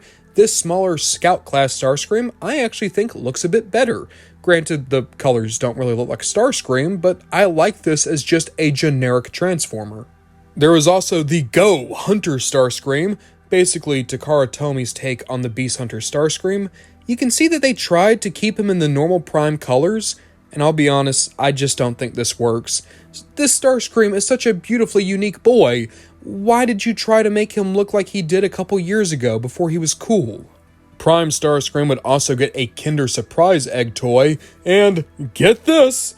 Goldie Marketing came calling for a 3rd time, baby. Single packed, as well as in a 5-pack alongside Optimus Prime, Megatron, Ratchet, and Bulkhead. Do you think Starscream and Ratchet hang out? They get into a whole lot of these box sets together. To bring a colossal year to a close, you could get the Cloud Starscream, and this is such a beautifully unique boy.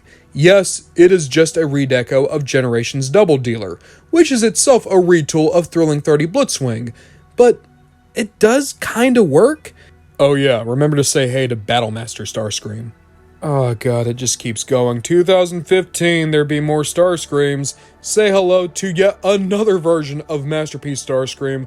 This one was an exclusive to Toys R Us, and I guess he's the most show-accurate one yet, but at this point, it feels like we're just comparing the shades of light blue to each other. There is also the Creo Battle Changer Starscream, torso of a Creon, and yet Lego limbs, and it can kind of transform. I'll be honest, I think it's kind of funny looking. Good God, say hello to Classic Starscream. I didn't even know that you were still kicking around, buddy. But you could get him as G2 Starscream from the Transformers Collectors Club now. And yeah, that most certainly is a G2 Starscream, I guess. Oh, good God, say hello to this old man too. We got the Platinum Edition Supreme Starscream. It's the Cybertron Supreme class boy, but done in more G1 colors for some reason, I'm sure. Okay, let's say that you just really need a Starscream with a crown, but you don't want a Supreme class Starscream.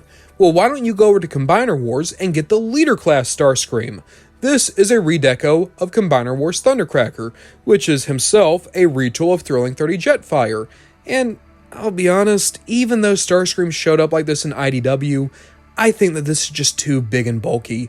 Starscream shouldn't be bigger than Megatron. I know that he probably should be in terms of the vehicle proportions. Jets are bigger than tanks, but it feels wrong. It feels wrong to have a Starscream with massive shoulder boulders, you know? I am way more into the Cyber Battalion Starscream. He's a nice, simple boy, and I think that he looks so good for a cheaper figure.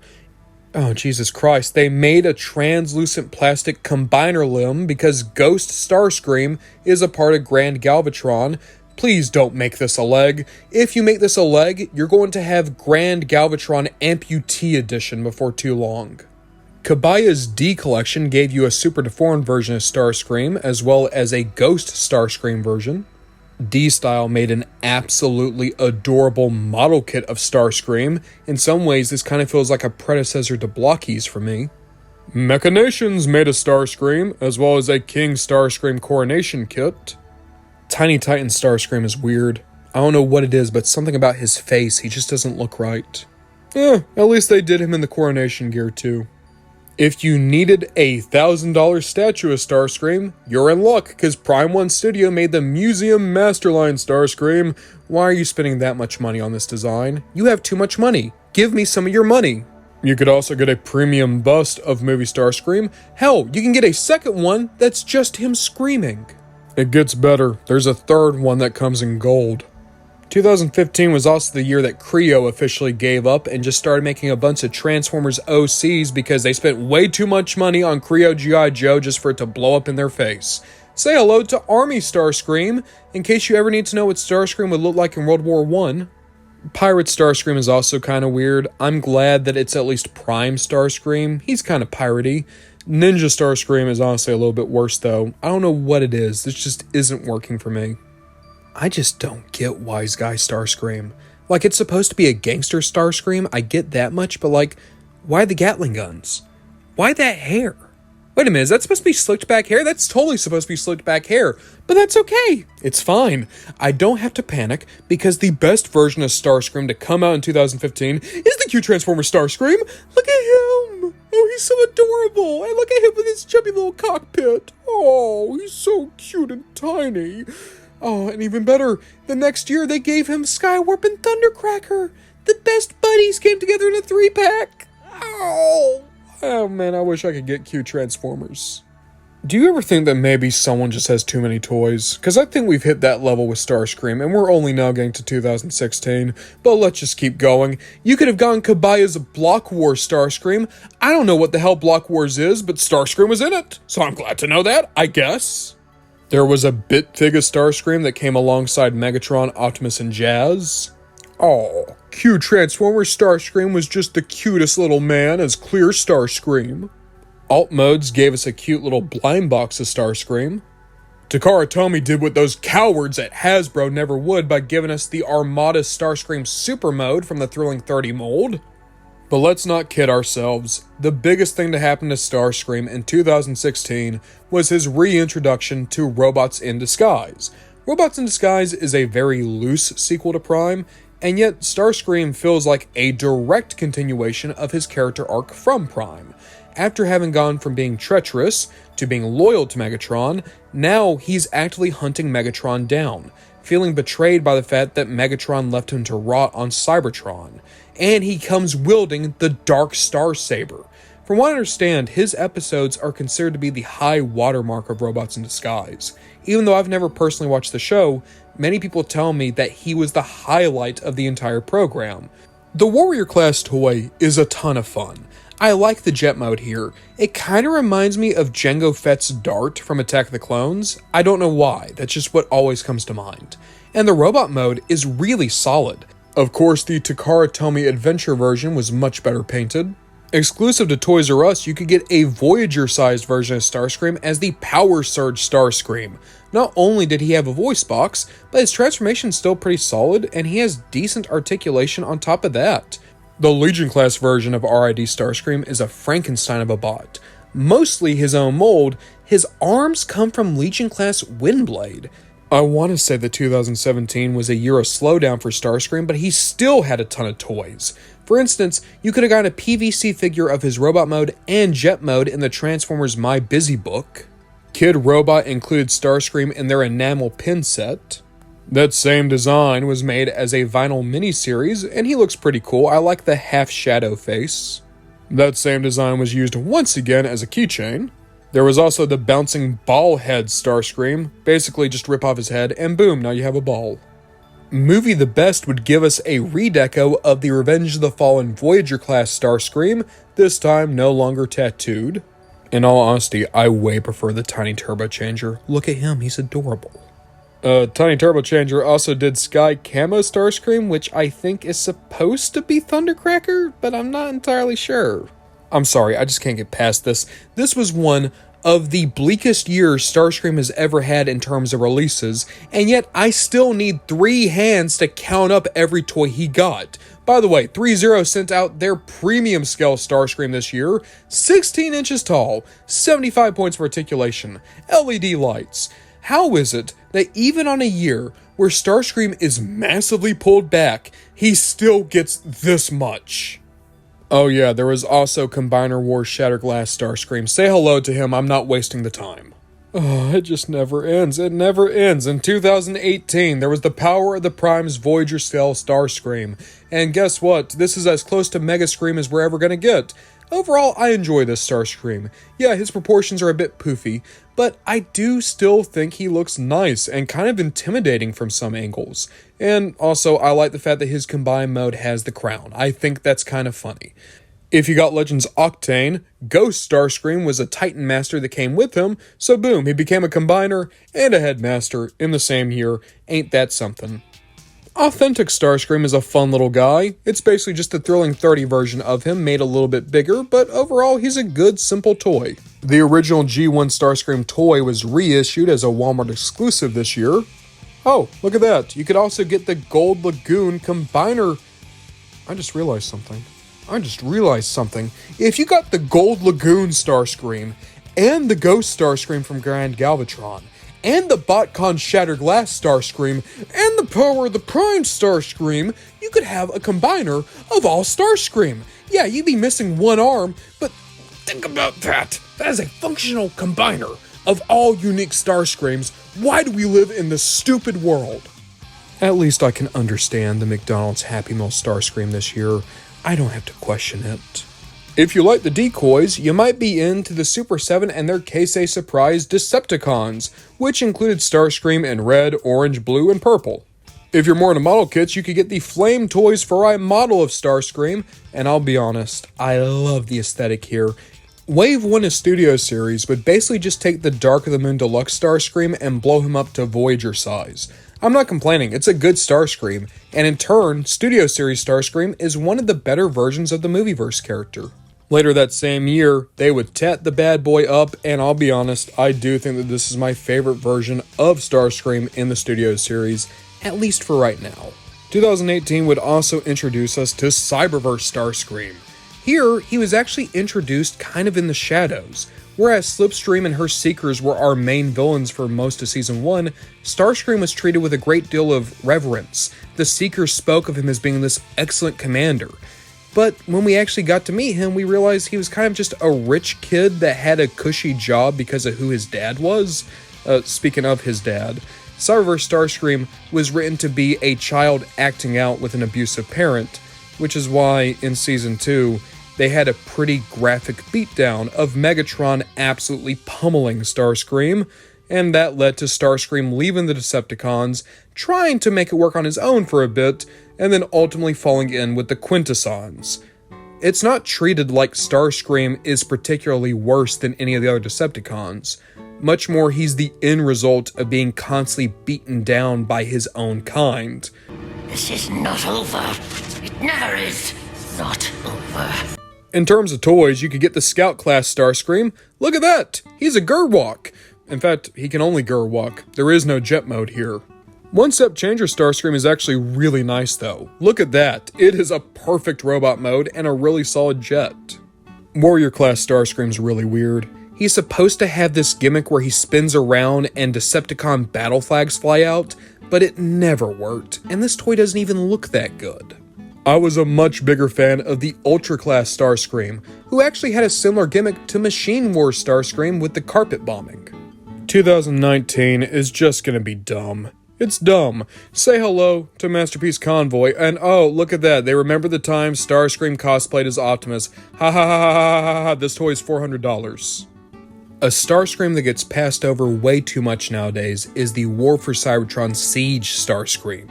I hate that Earthrise Starscream came out a year later and totally ate this guy's lunch because he's so nice. Let's get it out of the way now. The paint is rough. I do not like the battle damage. The Tetrajet is okay. I like the transformation a ton, but the actual vehicle mod itself is fine. Admittedly, as soon as you start to look under the hood, you see all of the robot. There was also Metal Earth Starscream, if anyone cares. Truth be told, Cyberverse Starscream carried a lot of 2019. Starting with his Happy Meal toy, it was a solid enough rendition of his robot mode. The tiny turbo changer is pretty cute, but admittedly looks a bit more like a cone head. The pretty iffy Warrior class Starscream was put in a 2-pack with Optimus, who was his own can of worms. And finally, there was the Cyberverse Battle Class Starscream. I love these Allspark armor bots. This Starscream is a great mini version of him, and this bulldozer is super cute. And look, they even armor up. 2020 would be a divisive year of Starscream, to say the least. Starting out with something simple, there was the Titan Changer Starscream from Authentics, just a big foot-tall robot that kinda transforms. This is a shampoo bottle figure to the max. The far more notable version of Starscream that year was the Earthrise Voyager. Based heavily off the 2006 Classics figure, most people would just say that this is just the Classics figure blown up. And it's not quite that. He has more articulation. He has better cuts for said articulation, so the range isn't as impaired. The transformation is a little bit worse and needs a lot more flex from the plastic in some parts, but overall I think the jet mode looks better and the robot mode is serviceable. It's one of those weird things where if this toy had come out in 2010, we would probably hold it up as being the greatest Starscream of all time, in the same vein as that classic Starscream. But coming out in 2020, it has the people who love it and the people who hate it. I know so many people who actively deride this toy. I really like it. I do! I love it! He is the centerpiece of my Seeker shelf. Super 7 put out their Reaction Starscream this year, 3 3/4 inches in the style of Kenner Star Wars, and still a pretty solid jet boy.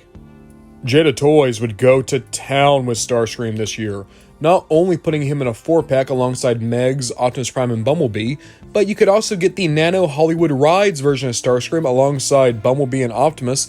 How weird is it that Bumblebee is the biggest toy here? There is also a figural bag clip of Starscream. He's neat. Going to Cyberverse, Starscream would get some good stuff this year, including his Cybertronian mode Warrior class figure. This Starscream is very well articulated, his transformation's a ton of fun, and it gives us one of the funkiest looking Cybertronian jets we've ever had.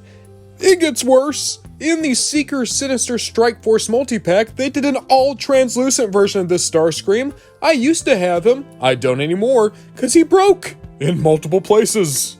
A Starscream that was still pretty good, but not as good in my opinion, was the Deluxe class Starscream. For one thing, his transformation's a bit worse, and his proportions aren't as accurate to the show.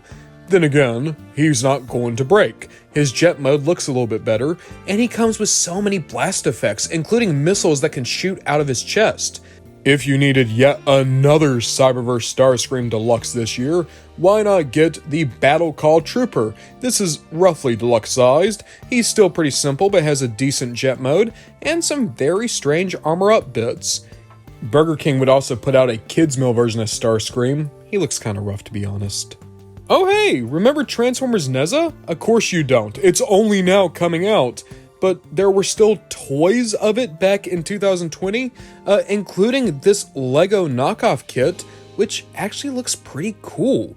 This might be the best not Lego-alike Transformer I've ever seen. The final thing to talk about this year would have been the masterpiece movie Starscream. Even though he's a bit of a transformation nightmare, he is incredibly film accurate, and actually a pretty fun toy all around. As long as you wear your kid gloves and make sure that you take it nice and easy during those first few transformations, you're gonna have a good time with this guy. Oh, Jesus Christ, it's 2021 and we're just gonna be inundated with Starscreams. Why did I do this as one video? Why did I do this as one video? I'm being driven up a wall because I'm looking at Masterpiece Starscream. And I know officially his name is version 2.0, but that's a lie! Version 2.0 was the Masterpiece Starscream that didn't have the weird hip kibble. Really, this is 3.0, maybe 4.0 if you really want to push it. And regardless of which .0 it is, I don't think it's very good. The Deformation Space one looked better, felt better, was better, and was also a whole lot cheaper.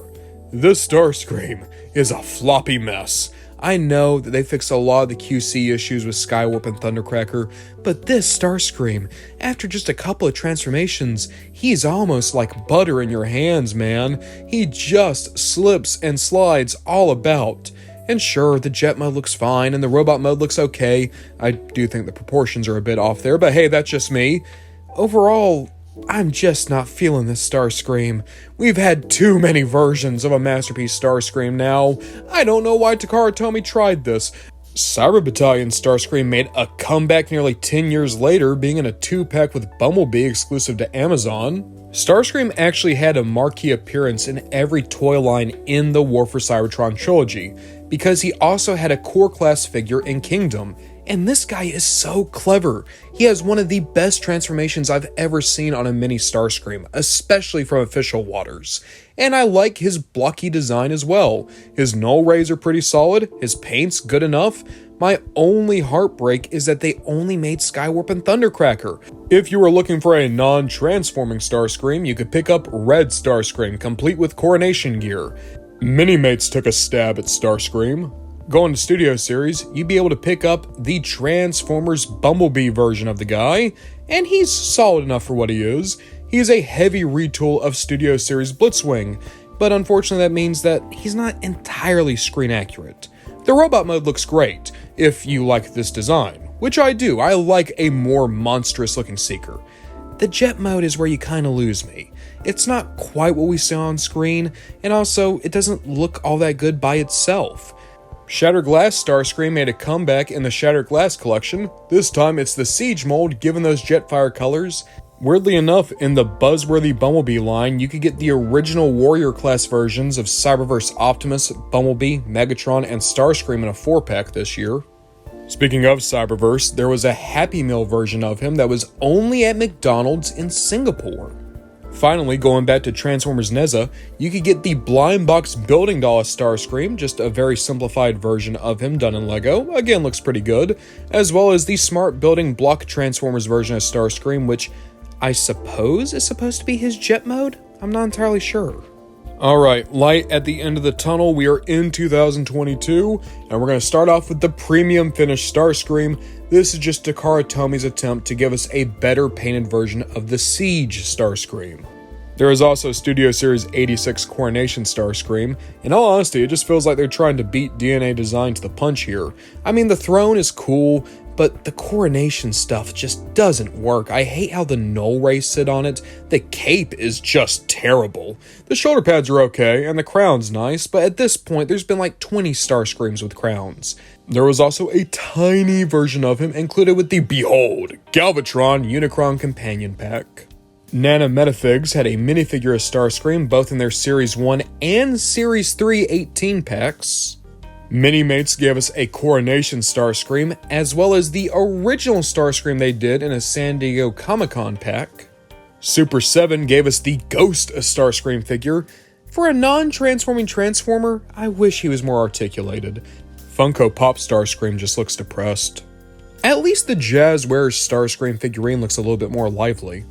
The Clipbots of Starscream look pretty cute, especially considering that they're just keychains.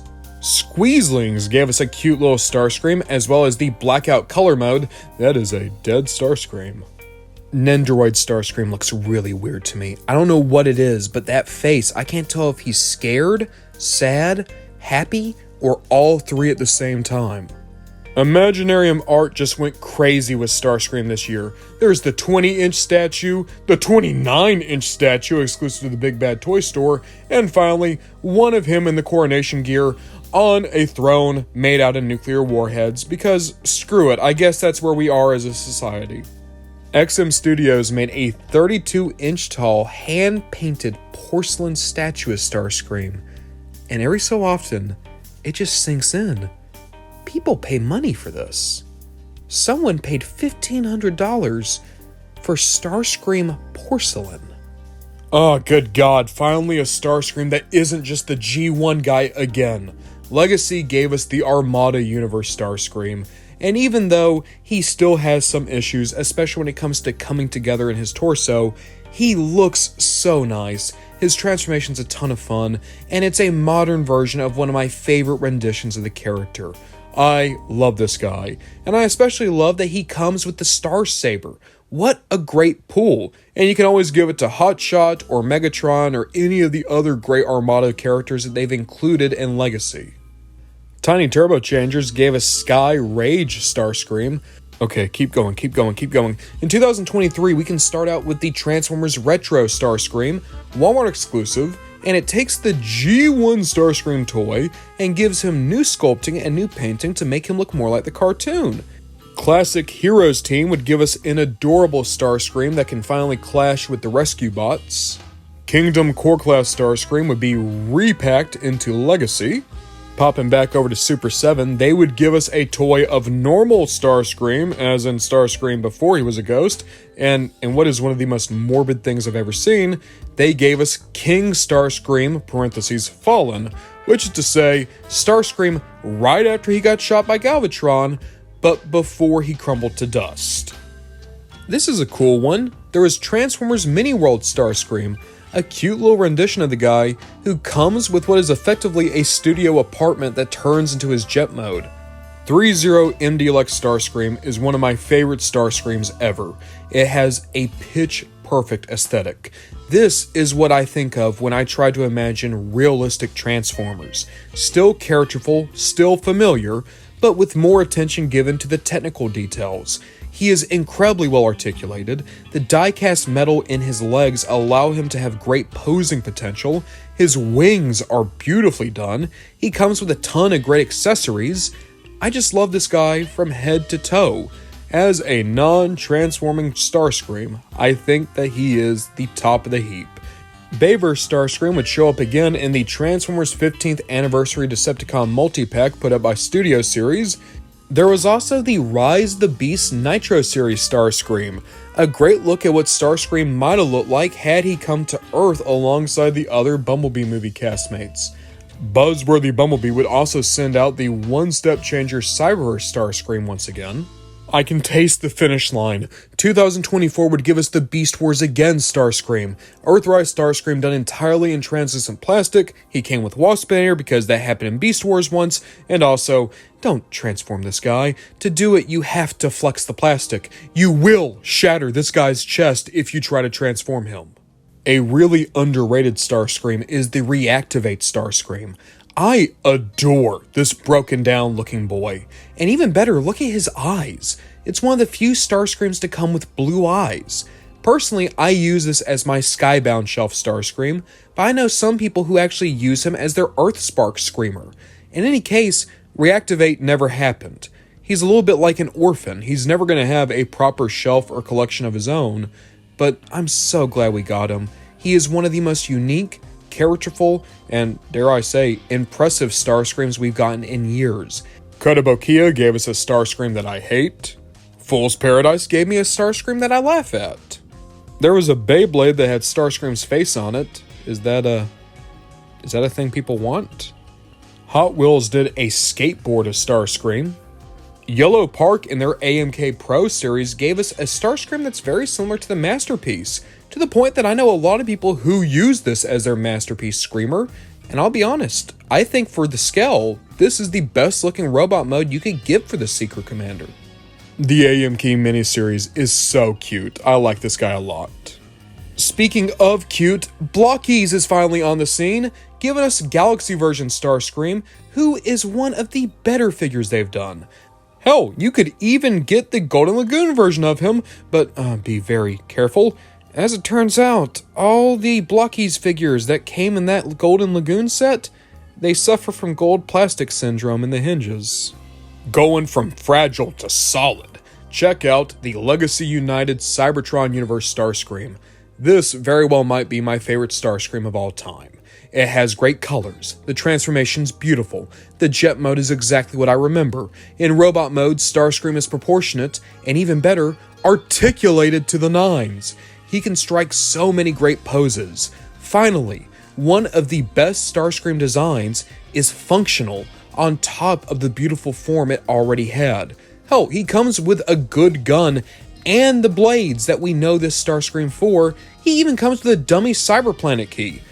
A toy that I love with all my heart is the Starscream Super Mode, exclusive to the Transformers Expo 2024 in Tokyo. This is the Armada Starscream from Legacy Evolution given the Thundercracker colors, and it is one of my absolute favorite renditions of Starscream or Thundercracker ever, to the point where when I reviewed him, I teared up just a little bit. This design means a lot to me, and this toy, it's just pitch perfect. Going back to Bumblebee movie, you could get the Core Class Starscream from Studio Series, which in a lot of ways I think is a lot more impressive than the Voyager. Just look at how well they captured the design at such a tiny scale. War for Cybertron Starscream came back this year in the Studio Series Gamer Edition. This Starscream is okay. Admittedly, because they went for total game accuracy, but didn't do anything to make the cockpit look interesting, he looks just a touch bloated. Skywarp and Thundercracker would make better use of this mold, but he's still very fun, his transformation's great, and aside from Optimus and Ratchet, he's probably the best showing Gamer Edition has ever had in Studio Series. Cyberverse Warrior Class Starscream would be packed alongside Cyberverse Warrior Soundwave and Shockwave in a 3-pack exclusive to Amazon. We will also say hello to the Transformers Earthspark Starscream. In Earthspark, Starscream was really interesting. Megatron had turned a new leaf years ago, joining the Autobots in their crusade to try to defend the planet Earth. That meant that the Terrans saw a Megatron that in many ways was almost like a second father to them. They heard these stories from Megatron of Starscream the Manipulator, Starscream the Monster, Starscream the Villain, and yet when they actually confronted Starscream, he was like a scared child. He was running away from the Dweller just as much as any of them were. The way I describe Starscream, at least in this first season of Earthspark, is like someone who had an abusive relationship and then went on to see that abuser become a better person. Starscream doesn't trust Megatron. He has seen the worst parts of Megatron, and he's completely stumped at the idea that Megatron changed, that he did become better, that he is a good mentor to the Terrans. And also, we're just gonna say, Earthspark should have had more seasons. Season 1, you were so good! Thank God there was never a Season 2 that completely pissed away the potential of this incredibly unique Starscream. Speaking of squandering, they took the really cool design of Earthspark Starscream and just said, let's never make a toy of it. He only got Cyberverse repaints. The Warrior Class Cyberverse Starscream became the Warrior Class Earthspark Starscream. The Cyberverse Deluxe Class Starscream became the Earthspark Deluxe Class Starscream. Though I will admit, it has better paint, and I do think it actually feels better in terms of the joints. And the Japanese version of Earthspark Starscream is the best that mold has ever looked. Oh my god, we're finally here. Our current year 2025. Let's do it, guys, we're almost at the end. Dramatic Capture Series would give us the triple takeover 3-pack of Coronation Starscream alongside Siege Astro Train and Legacy Blitzwing. Mix Masher Starscream would harken back to the hero mashers of decades past. Generations would have its own stab at the Hearts of Steel Starscream design. It hasn't come out yet, but we're also going to get a Swapticons 2-pack of Starscream and Slipstream. You would have Blockies give us the Defender version, a chibi version of Starscream. There was also the Special Galaxy type, which was just that same toy in shinier plastic, and Coronation Starscream, which was that same toy but with the Coronation gear.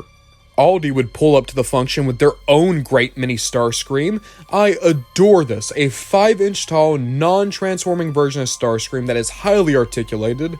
Unfortunately, he is only in China at the moment.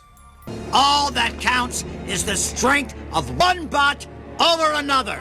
It's time to introduce the final new version of Starscream in this video, that being the Transformers 1 version. And I like this Starscream so much. He's voiced by Steve Buscemi, who was almost tailor-made to voice Starscream. His voice works so well for the character, and I hope we get to hear him again someday. You think you can insult me and just walk away? No one leaves here unless I say so. I also love how this Starscream is different from the past versions. Usually, he's the young Decepticon upstart trying to upset old man Megatron. Here, Starscream is an ancient warrior, the leader of the Cybertron High Guard, someone who served directly under the original 13 Primes. And it's the young, cocky Megatron that beats Starscream into submission and takes over his army to form the Decepticons. All hail Megatron! Going over the toys, there were a lot of lows at first. There was a repackage of the authentic Starscream. That same Starscream would show up again with a repacked Megatron and a weirdly new version of Optimus and Bumblebee, all done in the authentic style. Robot Battler Starscream was completely fine, basically just a rock'em sock'em robot with a very simple 3-step transformation. Thank God for Blockies, they gave us the classic class Starscream, and for right now it's the closest thing we have to a deluxe class Starscream, and he's great, entirely film accurate, and Blockies, they are the undisputed kings of Transformers model kits right now, at least in my eyes. That said, I'm more of a Galaxy version kind of guy.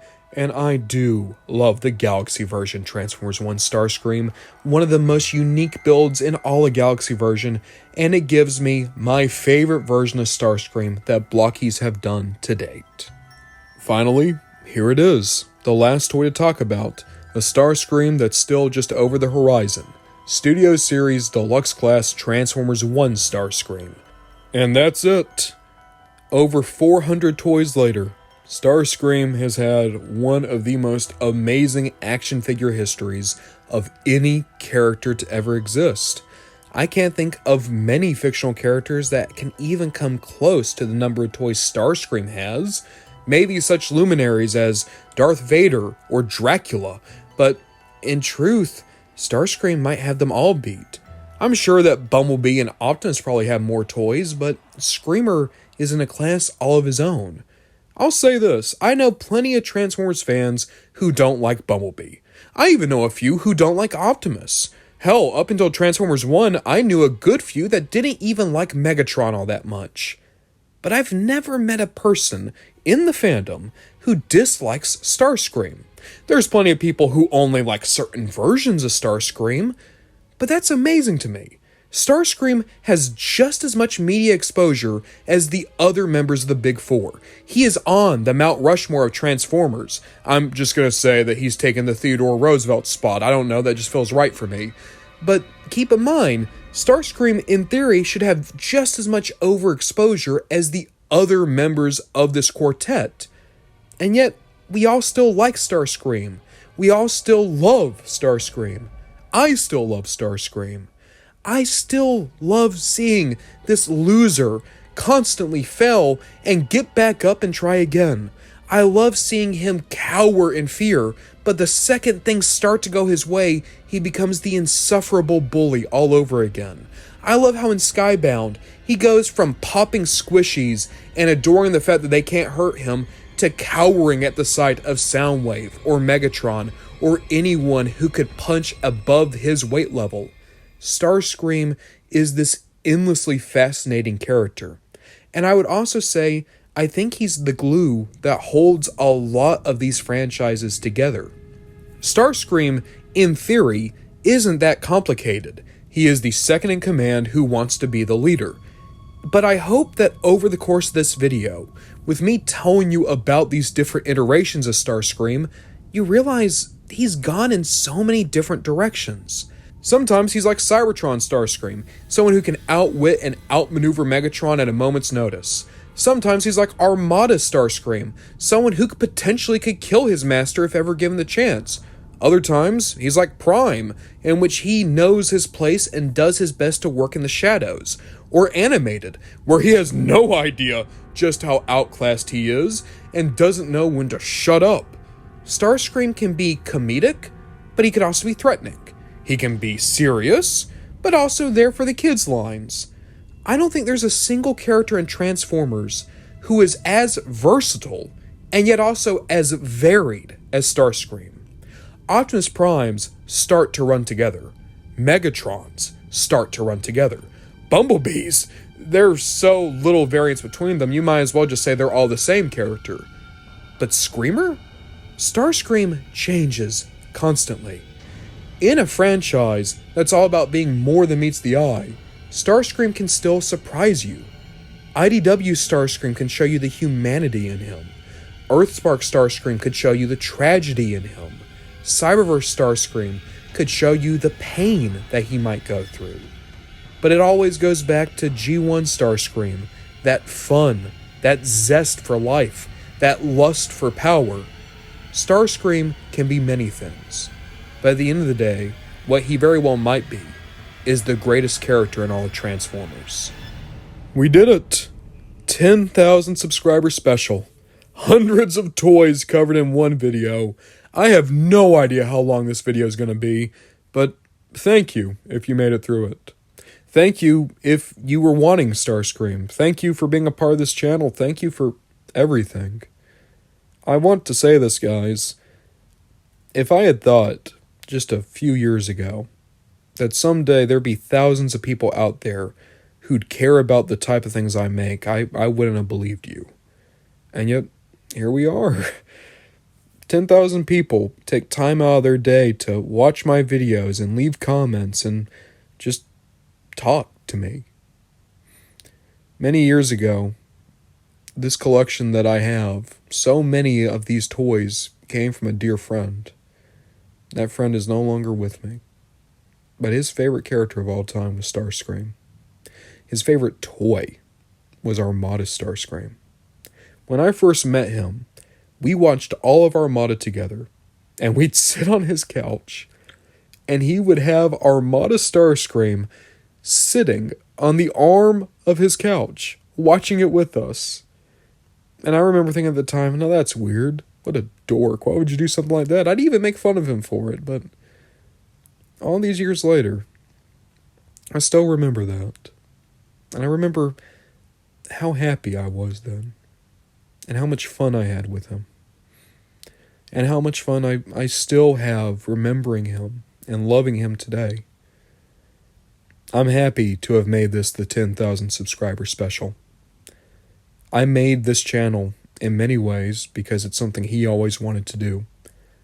And I like to think that any success I have is also success that he had. It feels only right that such a massive milestone would be marked with his favorite Transformer. And guys, thank you for being a part of this. Thank you for doing all the things you do and being the people you are.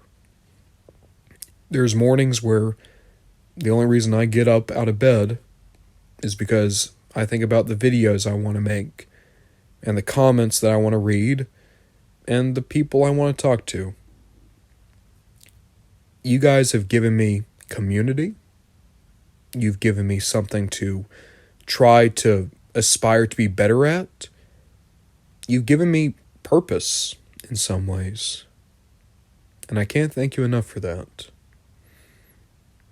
I don't know how we're going to get bigger and better from here, but it'll happen. But until then, we'll just have to wait to see what we get up to next time.